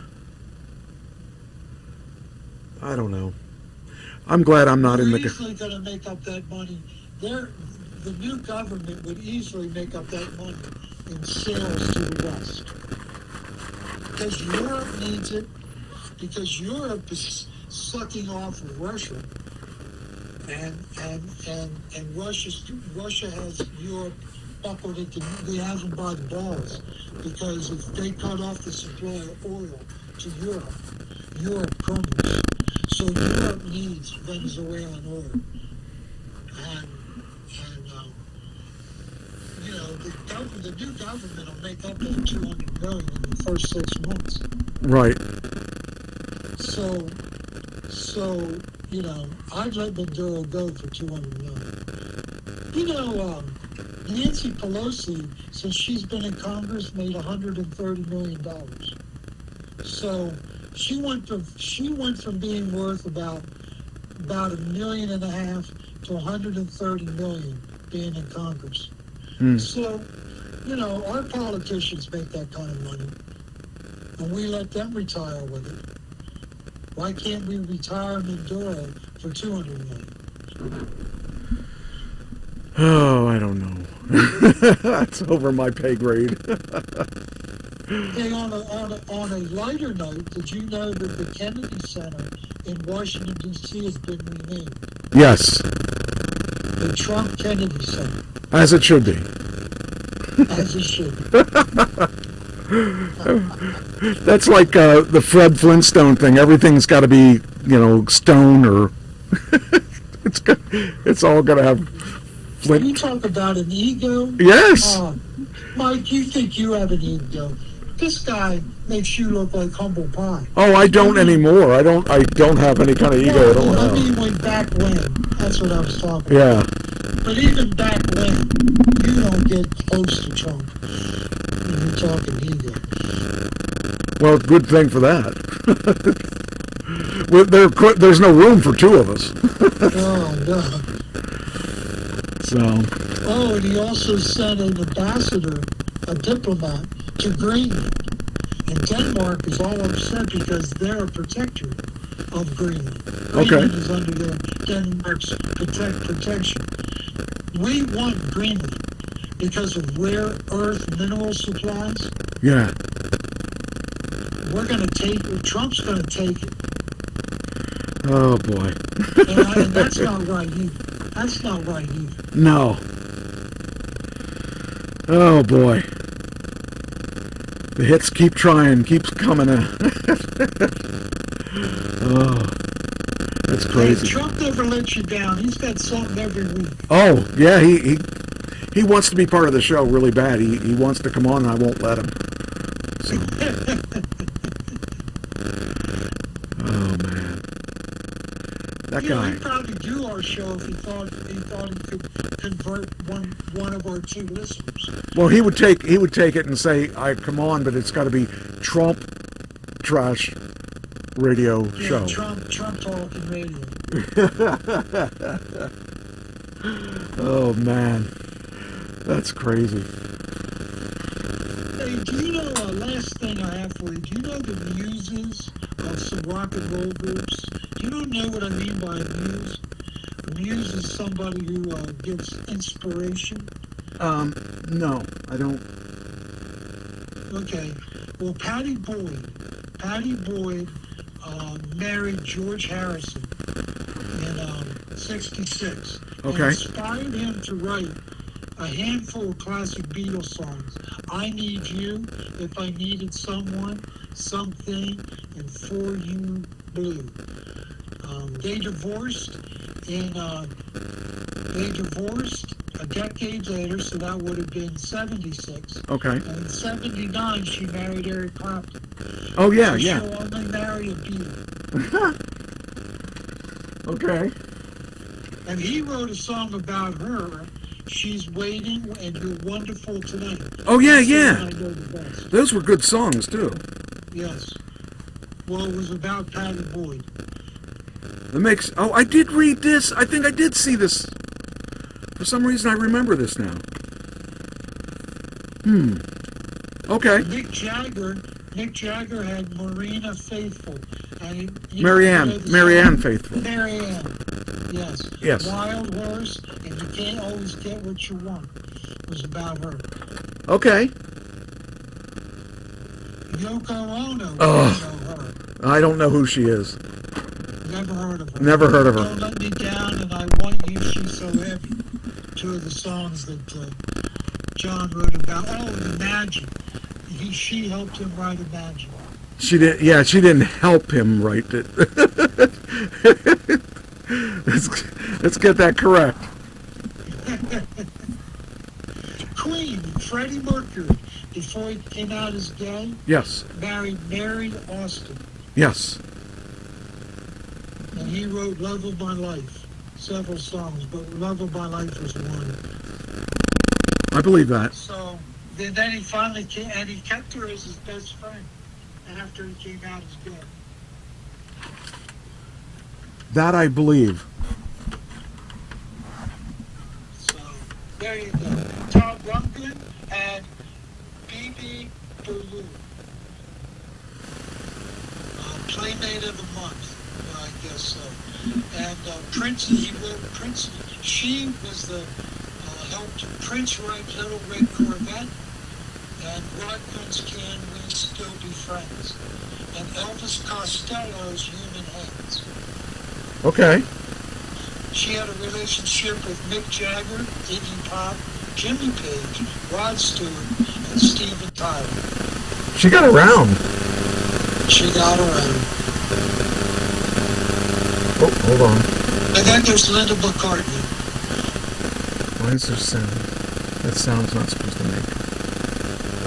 Hold on. I'm just trying to figure this out. Why is that going on?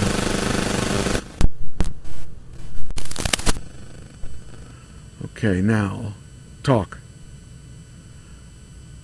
Linda Okay, McCartney, it didn't work. She was with Paul. Yes. And Paul said, any love song I write is for Linda. So I believe Baby, that. I'm Amazed, My Love, Part of the Country, Lovely Linda. It's all about Linda McCartney.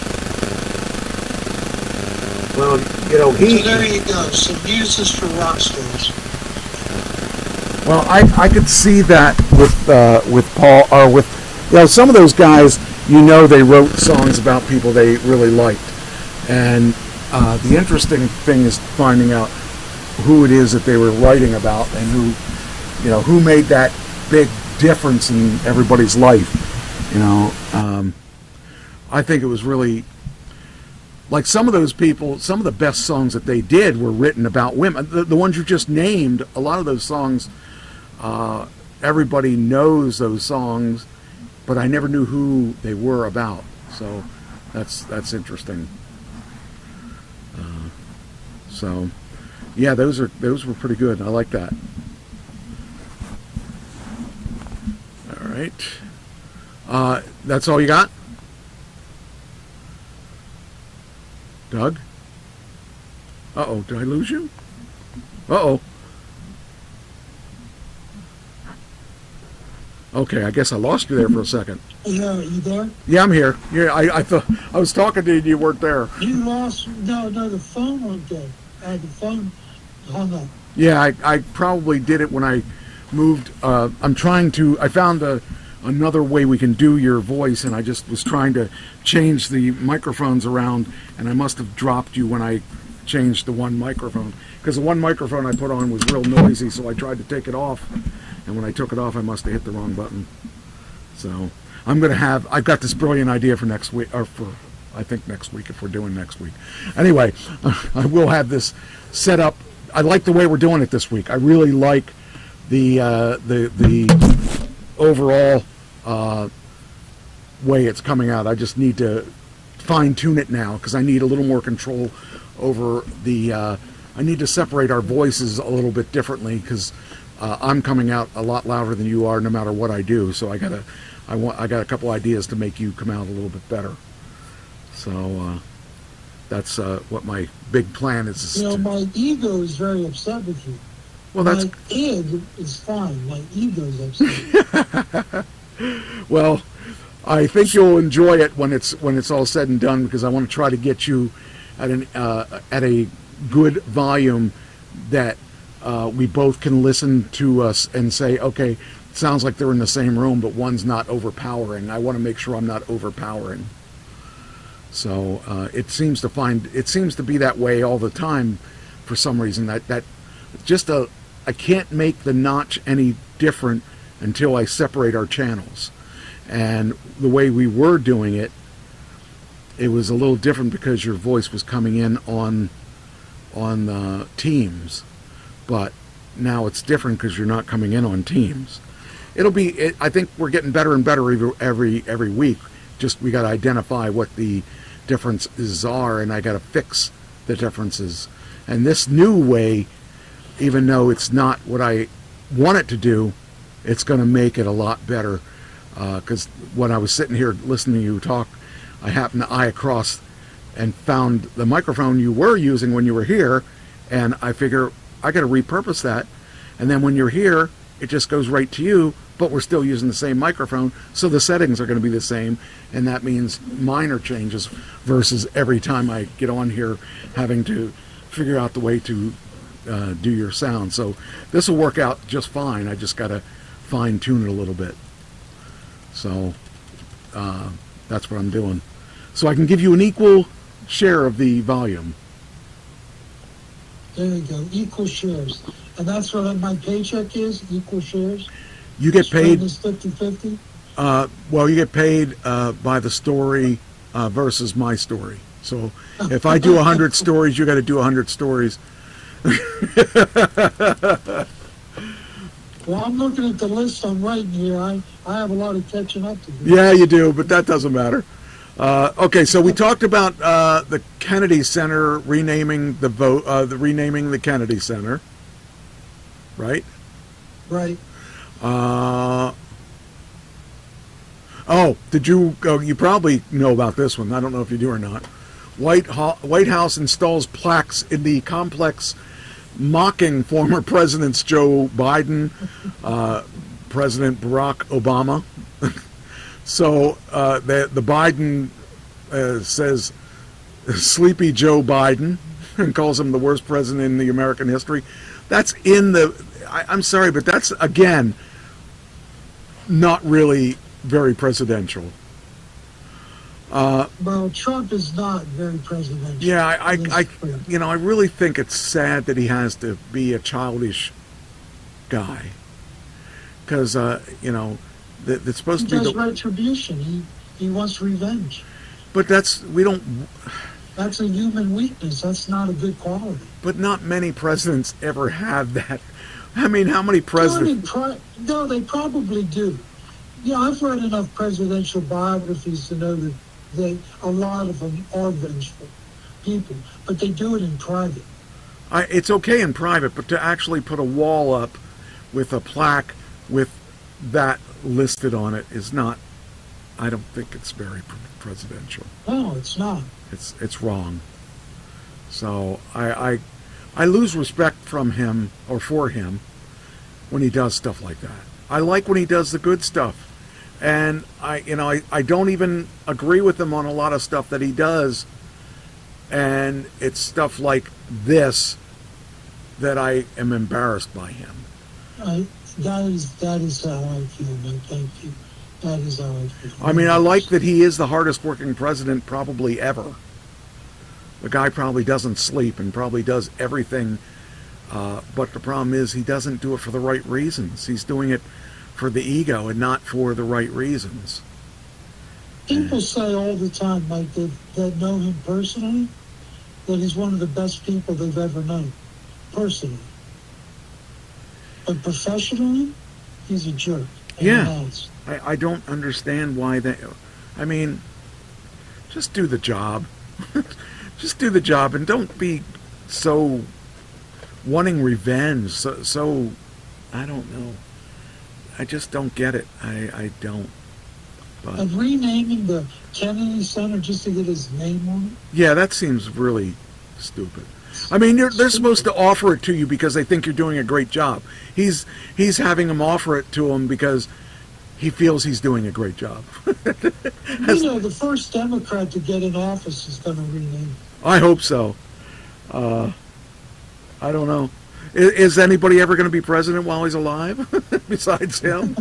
But he may not leave. They may have to drag him out by military police. That's weird. It's so weird to think about. But, yeah.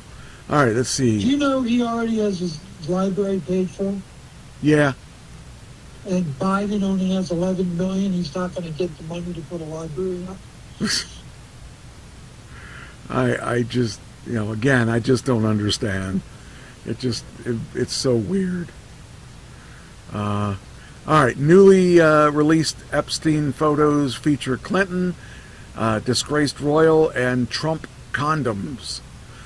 Democrats on the House Oversight Committee Friday released another trove of images from Epstein's estate, including photos that appear to show President Trump and former President Bill Clinton, as well as novelty condom with Trump's face on the packaging.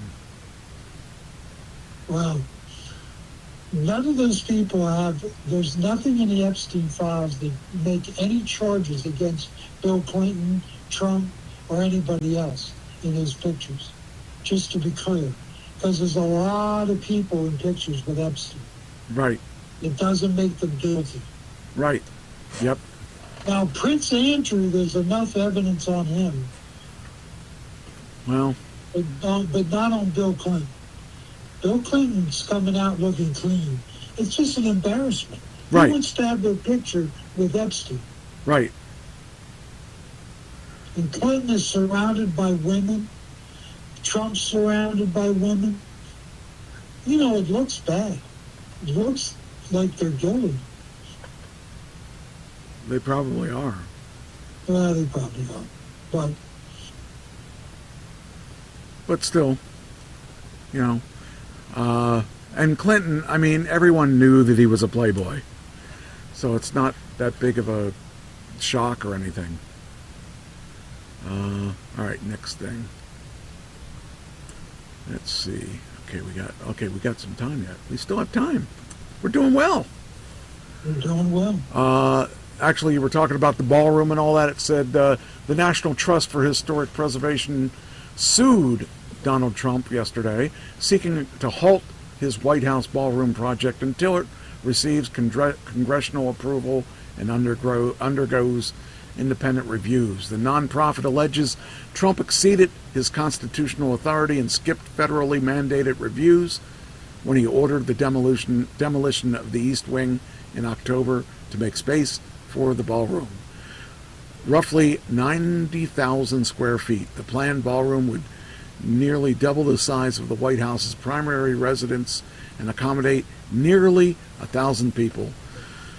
Trump has criticized the East Wing's roughly 200-person seating capacity as too small, forcing some events to be hosted in outdoor tents. Although Trump has stated the estimated $300 million project would be privately funded, that does not necessarily exempt it from federal laws and procedures. The last White House renovation was completed in 1952 under Harry Truman, costing roughly $60 million in today's dollars. It involved a nearly total gutting and rebuilding of the White House's interior. So that was, what did I say, the 1952, so yeah. I don't care that he's doing it. I just don't care because it's all private money. Right, that's the thing. I don't care either because it's not that big of a deal. At least to me. It's a ballroom. Who cares? Yeah. So, all right. Let's see here. I think it's imperative that CNN be sold, according to Trump. THR's Gary Balms looks how Donald Trump has positioned himself as the kingmaker in any prospective deal by either Netflix or Paramount for the Warner Brothers Discovery. Gary Baum writes the bottom business involved in this saga presumed that the regulatory state is likely a sideshow. The question is, will Hollywood let Trump get his way on issues like CNN? I don't think that he should even be involved in that whole thing. It doesn't affect him. He shouldn't have an opinion. Right. But he hates CNN. Yes, he does. And he has a right to hate them, and it's no big deal to me. Okay, this is some other things. I have that story you were talking about, Waymo, and actually says Waymo temporarily suspends service to San Francisco after widespread blackout knocks out traffic lights, leaving cars unable to function safely. So I did have that article. I didn't think I had it.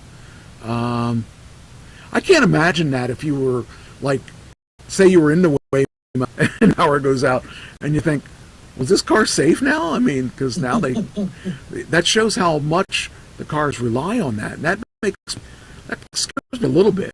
I know how much that is necessity for Tesla. I mean, if you're using full self-driving, maybe it does, but if you aren't using full self-driving, there should be probably nothing that would stand in its way.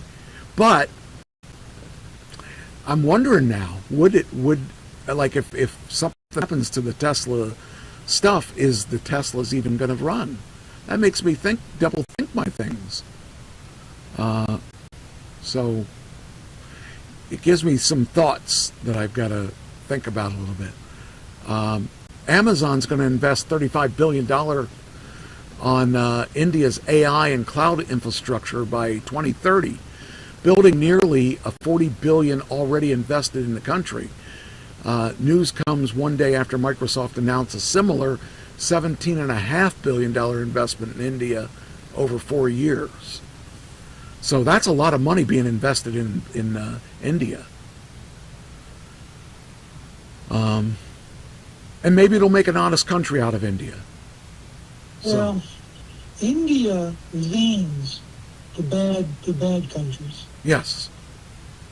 We need to pull them into the West. India is not a good country in a lot of ways. A lot of scams come out of there, and they think Americans are evil people. And with all this money that's being invested, I hope that changes the idea somewhat. This is a big one. Delaware Supreme Court reinstates Tesla's Elon Musk $56 billion bonus package from 2018, which was rescinded by a lower court last year. Musk becomes the first person to surpass $700 billion in net wealth. $700 billion. Can you imagine $700 billion? I mean, that's money. That's real money. And he doesn't know what to do with it. I mean, he's got so much money, he just collects it. Yeah, it's like, what can I buy today that I don't already have? Oh, I already own that. I already own this. I already own that. You know, I think it'd be funny if he were to buy Amazon or something like that, just because he can. You know, $700 billion. I can't even imagine. He's got a shot at getting $1 trillion of wealth. Yeah, he's got a shot at it. That's unreal. If his new package with Tesla comes through. Yeah, and the stock is doing great. I'm going to probably sell some. How much he owns. Wonder how much stock he owns. I think he can't count that high. I know I can't. But the thing is, you know, I'm going to sell some stock this week, I think, because to buy my new car, whatever it ends up being. So I think about that stuff. It might be time to do it. I mean, the stock's going really well. I figure I'll sell half of it, and that'll put a pretty good down payment on whatever I buy. It'll also, I probably want to do that the first of the year, though. I probably want to buy whatever I buy December, but I want to maybe cash in some of that stock like January. I don't know. May not matter. I don't know. What a, this rich person problem is foreign to me. Speaking about rich people's problem, do you know the Powerball jackpot is $1.7 million? I did not. I did not know that. That's a lot of money. That's a lot of money. I might have to play it. When they pull in the numbers? I think Friday now. Oh, geez. I gotta do some checking. I'm not gonna play wildly anymore. I'm gonna play with statistics. I told God I'd give him a lot of money if he let me win the lottery. He said no. Oh. Did you also say you were going to buy a Tesla if you win? I was going to buy a Tesla. Face it, Elon is. I want to help Elon out. And he is, as far as I'm concerned, he's a prophet. Get it? He's a prophet. He makes a lot of it. He makes a lot of profit. He's the biggest prophet in the world. That's right. So I just I think that. Yeah, I'm going to have to take a look at those numbers and figure something out, because I want to definitely, I don't really need the money, but, at that point it's worth playing just because I can. And then people can really hate me if I win, because they'll say, you don't even need that money. It's not a need thing. It's a want thing. Well, if you win, Mike, I'm your long-lost brother. So. Nah, I didn't get along with my brothers. You're better than that. I don't want to make you an evil person. Brothers should be worth something, and my brothers never were worth anything. They cost me money. So, I don't know. I just think it's kind of funny, because, if I did win, I'd have a lot of people bugging me. And, yeah. And there's, and I would want. Well, actually, I'd probably be pretty safe, because most people don't know my real name. Sure. So I may be safe. Let's see what else I got before the end of the thing here. Let's see. All right, well, that's the end of the Elon news and the end of the. We're not going to. Oh, well, we aren't going to be able to talk about that. Well, yeah, I didn't really do my due diligence on that. Entertainment, go back there, because I had some more. Here we go. There's a movie coming out called The Sheep Detectives. Do you know anything about that? No. Okay, so Hugh Jackman, who was also an Avenger, he was Wolverine. Hugh Jackman is going to play the part of a talking sheep. Yes, I saw the promo. So, Emma Thompson is in it.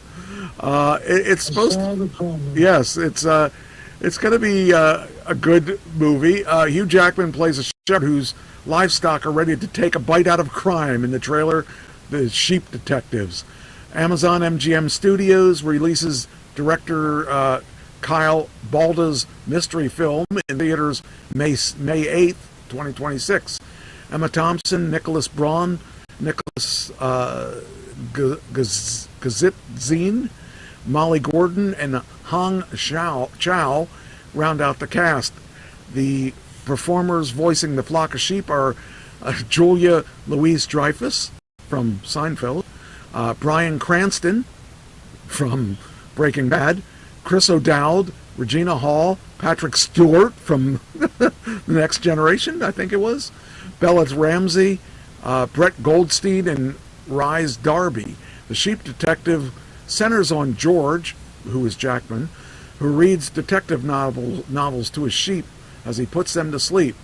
When a shocking crime rattles the farm, the sheep must work together to lead the investigation. I think this is I probably will watch this. We found it's silly, but I'd like to see it. Yes, it looks really funny. We found George on the grass, and he's not moving, one of the sheep says in the trailer. Our shepherd was murdered. Another woolly friend adds, the policeman is completely hopeless. We need to help him. Balda, who is Minions, The Rise of the Gru, makes his live-action directorial debut from a script by Craig Mazin that is based on author Leonie Swan's 2005 novel, Three Bags Full. Lindsay Doran, Tim Bavin, and Eric Fellner serve as producers. Footage from the movie debuted earlier this year at CinemaCon, with Jackman and Thompson teasing the project in a video segment. The movie's a bit of a whodunit, which is always fun. Jackman said in one of the behind-the-scenes clip, the movie has such heart. Jackman can be seen opposite Kate Hudson in Craig Brewer's Song Sung Blue. By the way, Song Sung Blue, that looks good. That's a movie about Neil Diamond. Hitting the theaters on Christmas from Focus Features. He also stars in the titular hero in Michael Sarnowski's forthcoming film, The Death of Robin Hood. So I think I want to see Song Sung's Blue songs, because remember I said that there was before I became enticed by rock and roll, I liked a lot of pop. Well, he was one of the guys I liked. I liked a lot of Neil Diamond stuff back then. So I would probably more than likely go see that movie. That's coming out Wednesday. Yeah, Thursday. Yeah, I think it'll be a good movie. Wiz Khalifa handed a 9-month Romanian jail sentence on drug possession charge. The American rapper allegedly had over 18 grams of cannabis at a Romanian music festival he headlined in 2024, some of which he smoked on stage.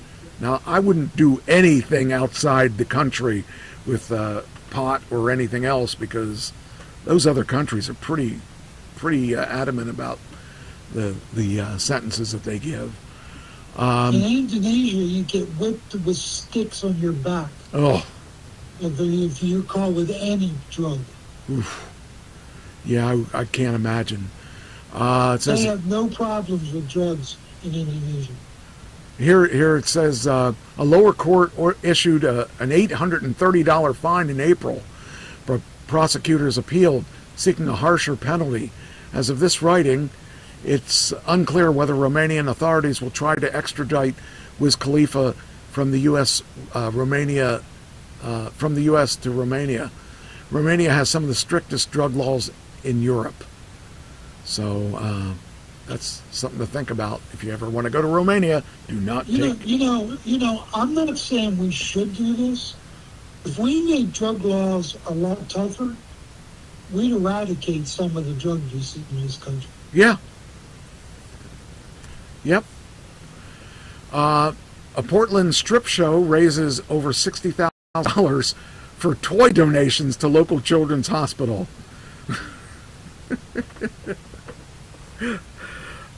Think about that for a second. All kinds, Mike. It takes all kinds. Yeah, well, you know what? Depends what kind of toys they're going to give them.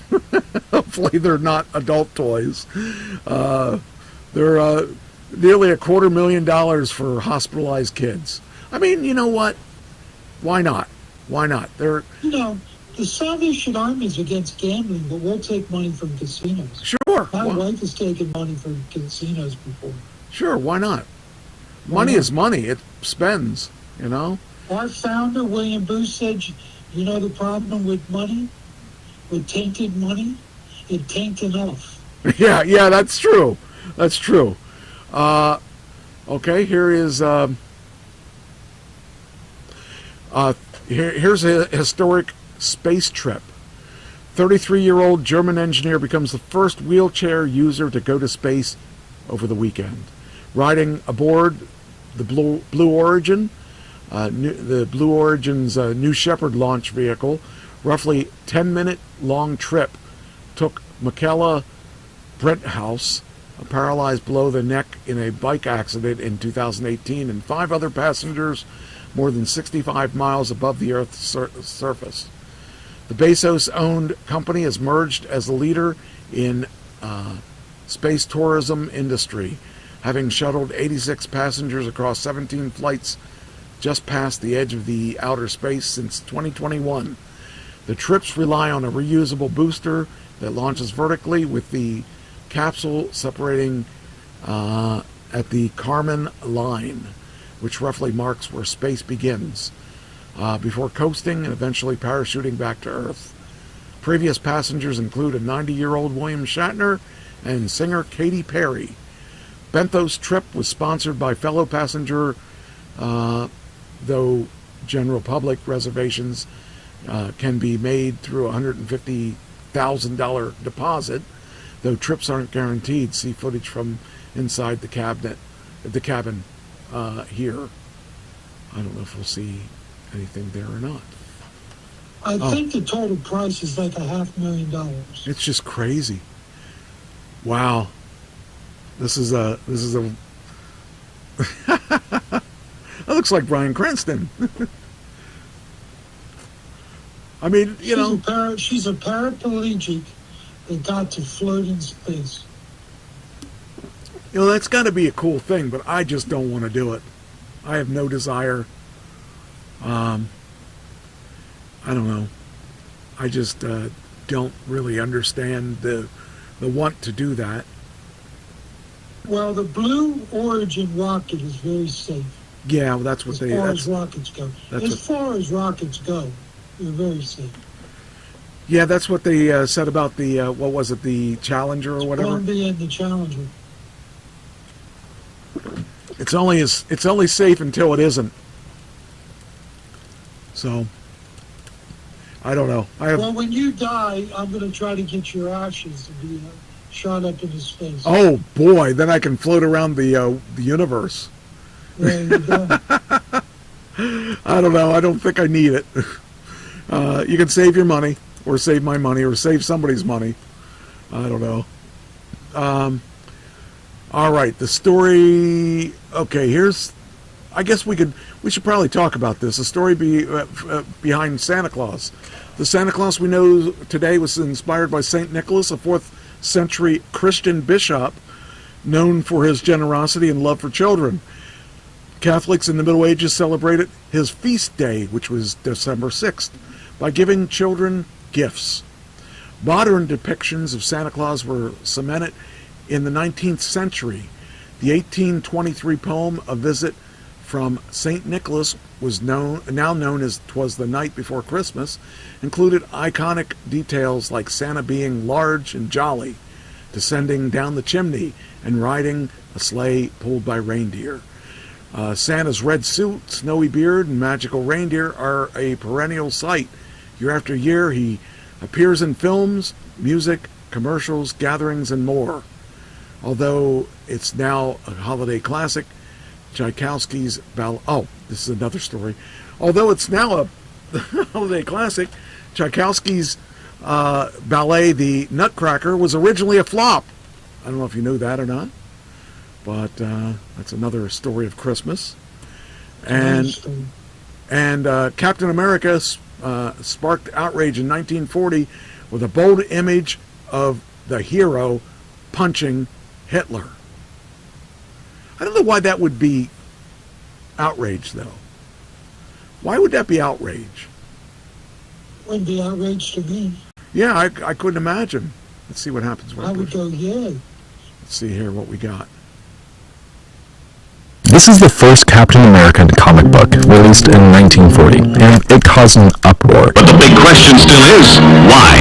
The cover, Captain America punching Hitler. It led to death threats against creators Joe Simon and Jack Kirby, and even New York City's mayor had to step in with police protection. But why? Can you imagine that? Can you imagine that people got upset over Captain America punching Hitler? Can't imagine. That's beyond my ability to comprehend. I mean, but the thing is, who was the villain of that era? That was and he was a real villain. Let's see. At the time, the U.S. wasn't at war. In fact, nearly 80% of Americans oppose joining World War II. So seeing Hitler on the cover getting dished by a patriotic superhero was seen by many as provocative, even un-American. Most people hoped Britain could handle the growing crisis in Europe, but after Pearl Harbor, everything changed. The war effort united the country, and that bold comic cover was reinterpreted. Today, it's a symbol of standing up to injustice, but back then, it was considered violent, political, and too soon. You know what? Some people, especially Democrats, would like to see Captain America punch Trump.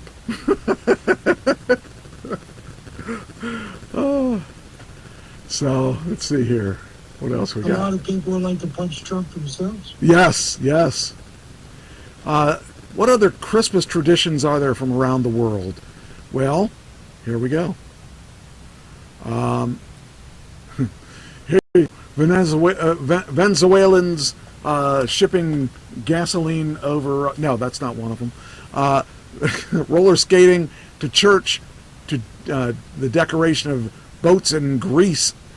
Christmas traditions are very widely around the world. See examples of countries where highlight the country's history, shapes, in traditions. How do we do this? Do I hit this? How do we do this? Oh, it's found in time. Okay. There we go. Here we go. Here are some traditions. Christmas is one of the most globally celebrated holidays around the world, but not everybody celebrates the same way or even on the same day. Beyond familiar traditions like Santa Claus, a fir tree, caroling, gift-giving, a number of countries, including the U.S., bring their own unique twists, both old and new, to the holiday. In the U.S., such traditions began in 1966, where a local New York broadcaster at WPIX offered viewers, especially many in dwellings without fireplaces, an opportunity to enjoy idyllic coziness and sitting around the fire. It played a 3-hour commercial-free video loop of flaming wood, accompanied by holiday music to serve as Christmas card to our viewers, according to the history of the Yule log. In decades since, burning desire for a TV fire has certainly not extinguished, and in current streaming era, even companies like Disney and Netflix have joined in, offering Frozen, Squid Game, and others such themed versions of the uniquely American holiday fixture. While Christmas is at its core a Christian holiday celebrating the birth of Jesus Christ, over the centuries different cultures have blended in with their own histories and values, and of course consumerist tendencies. Perhaps nowhere optimizes or epitomizes the latter better than America, where another U.S. Specific site these days is SantaCon. Did you know about SantaCon? No. Okay, SantaCon, an annual event that started in San Francisco in 1994. Places, right? What's that? Of all places.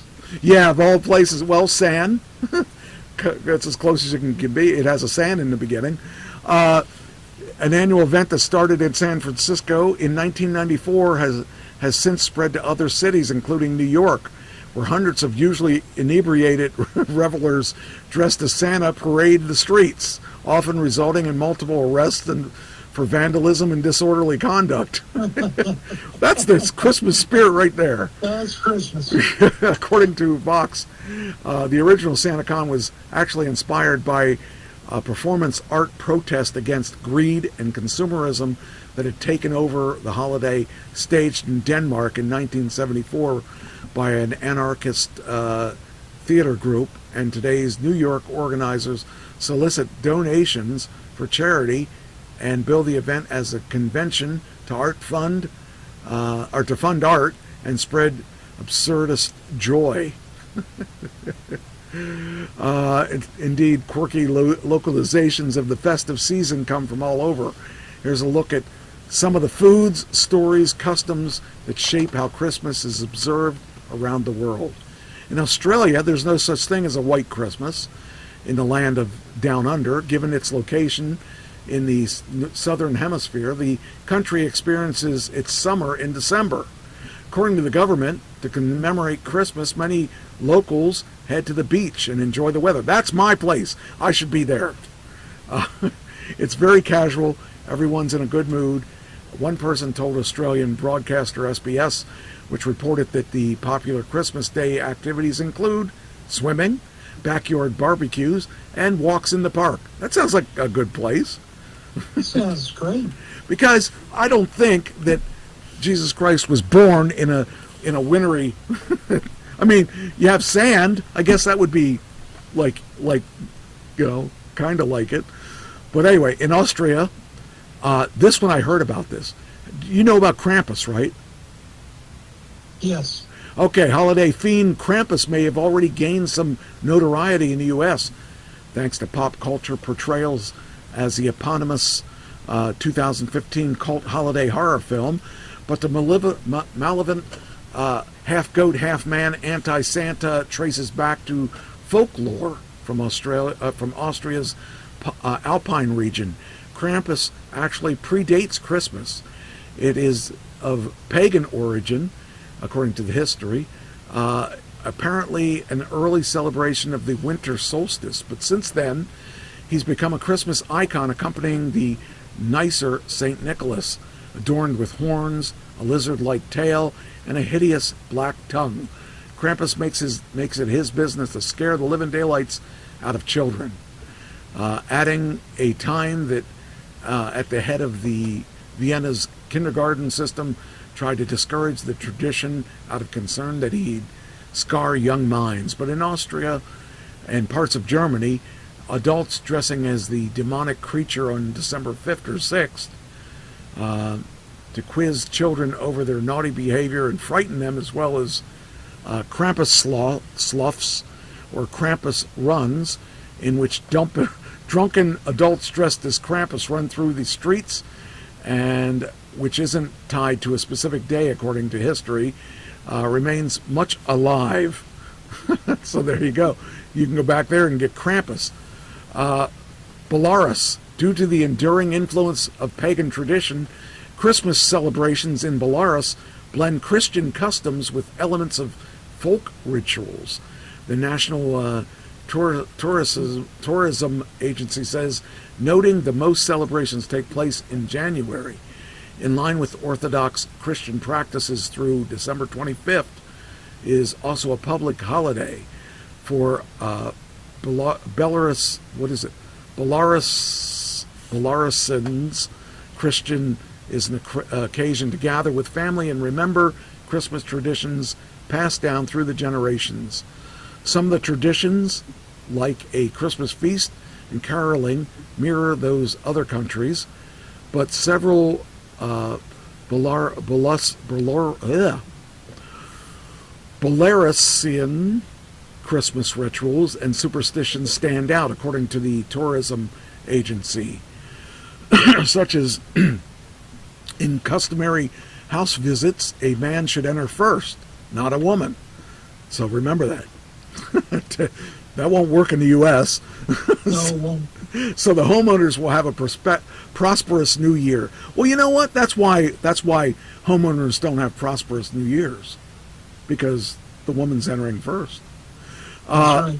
Melting wax in water to see the face of the future groom, and tying the legs of a dining table with a rope to protect the house from misfortunes.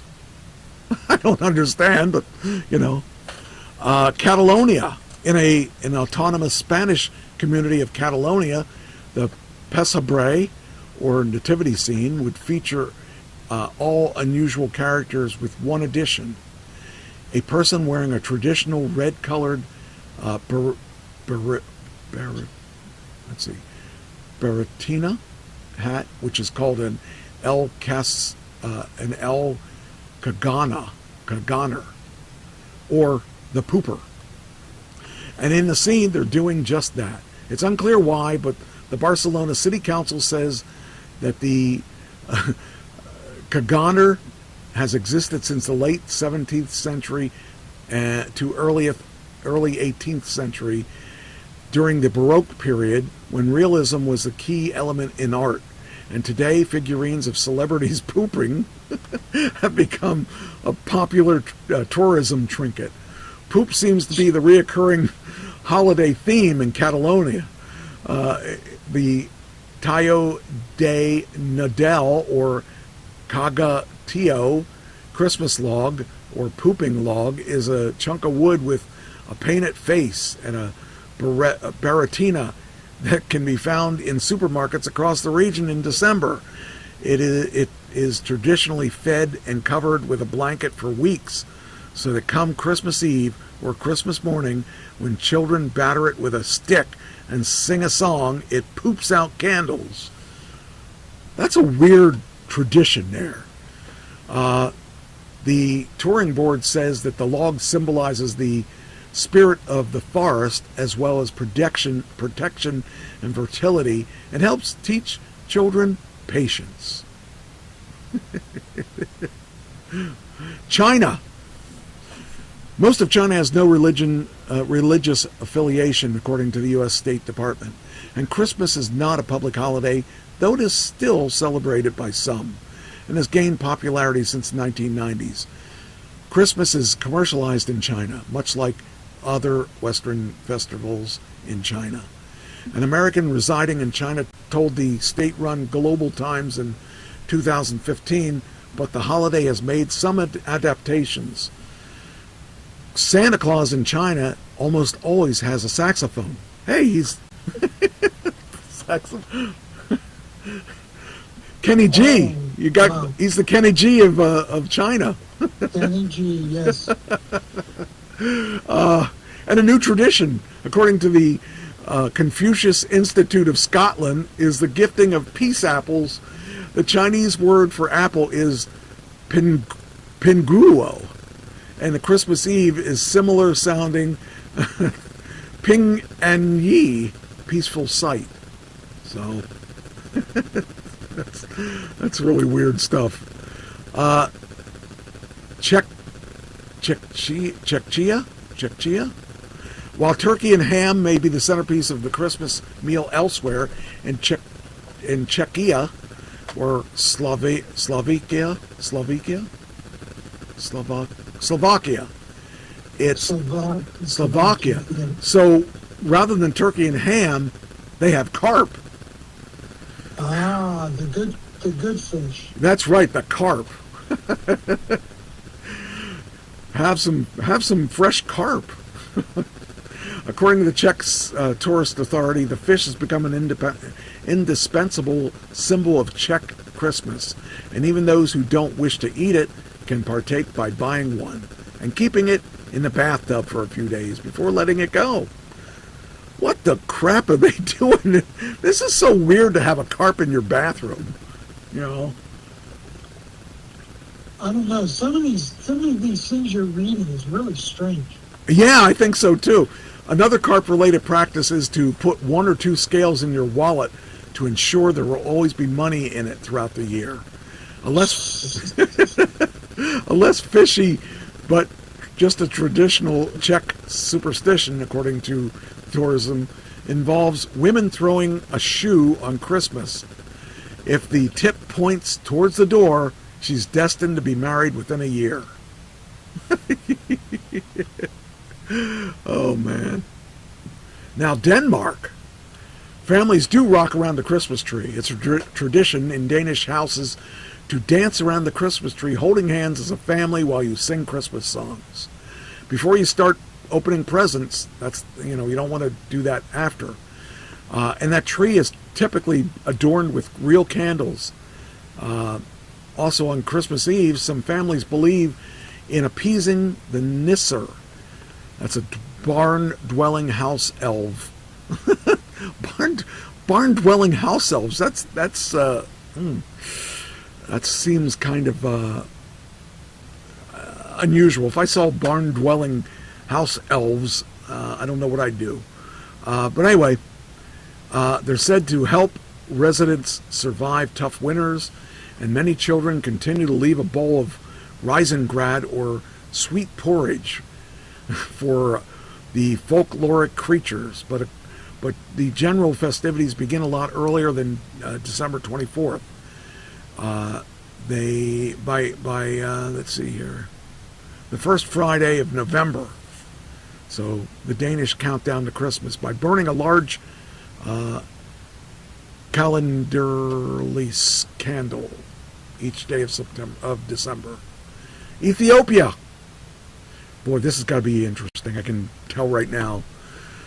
44% of the Ethiopians are members of the Ethiopian Orthodox Tewahedo Church, according to the State Department. And like many other Orthodox denominations, they celebrate Christmas in January. According to what it says here, in Ethiopia, which is one of the first countries to adopt Christianity, the holiday doesn't involve Santa or an exchange of gifts, and is instead more religious oriented. Fasting is a part of Ethiopian Orthodox, as many practitioners participate in Som Nebiat, the fast of the prophets, a 43-day abstention from eating meat, fat, eggs, and dairy products, ending on Ethiopian Christmas Eve. I don't think I could live in that. I don't think I could be in that religion. 43 days is a long time. It's a long time. To not eat meat, fat, eggs, and dairy products. I mean, I could stop for some of those things, but I don't know. That's a month and a half. That's crazy. I couldn't go that long without eating eggs. Yeah, I couldn't go that. I don't think I could go that long without meat. The eggs I could go without, but I don't know. That would be tough. Ethiopian Christmas Eve. So it says ending on Ethiopian Christmas Eve. On Christmas Day, which falls on January 7th and is known as Ghana or Jenna, people dress in white to go to Mass in the morning. Also, part of the Christmas tradition in Ethiopia, particularly in rural areas, is a field hockey type game called Yi Jenna Chiwata. According to the state-owned Ethiopian news agency, it has a game originated after Ethiopian shepherds heard the news of Jesus' birth, and in their jubilee began flinging things at with their crooks. I don't know what it means, but it sounds funny. That's Poland. Oh no, Finland. According to the government produced, this is Finland, about 75% of Finnish families traditionally visit the cemetery during the festive season, usually on Christmas Eve, to place candles on the graves of the deceased loved ones. Another custom is Julusana, or Christmas sauna.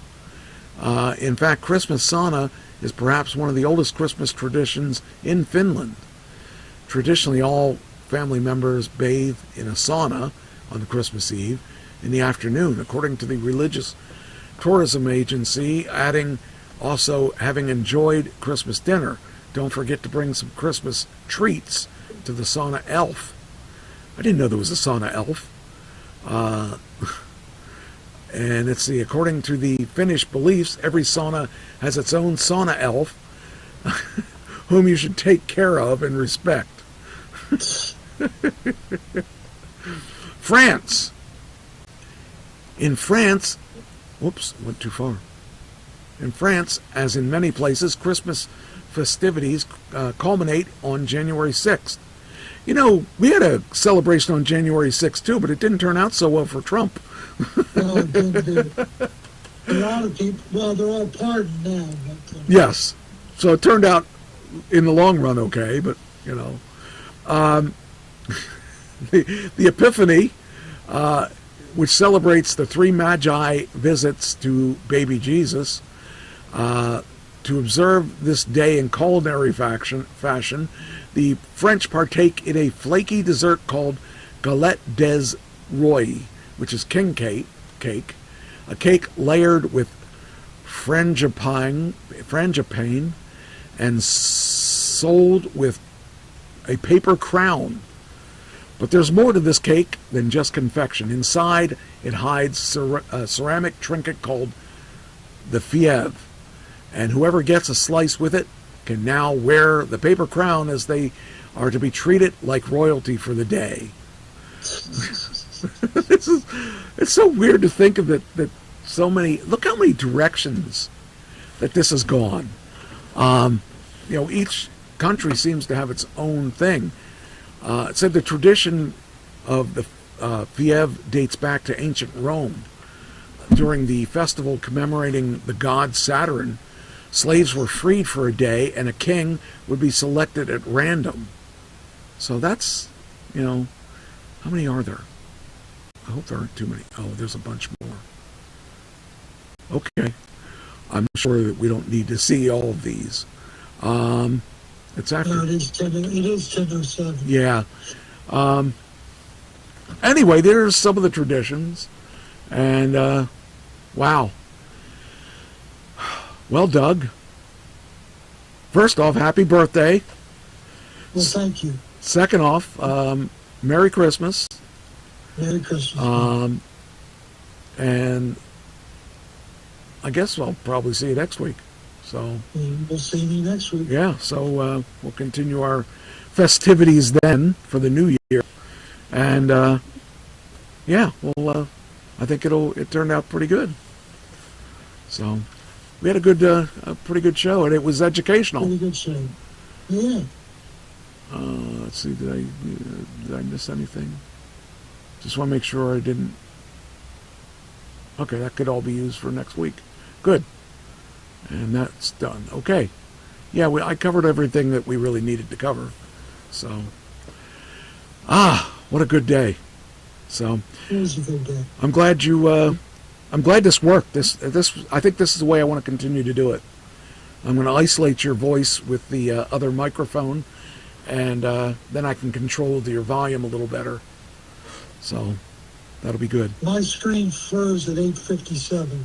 Oh, yeah, you are frozen. Huh. You're frozen, too. Oh, I'm not frozen on my screen. I'm looking at it. You're frozen, but you froze for a while, and then you came back, and I don't know if you came, then you froze again. I don't know when you, but.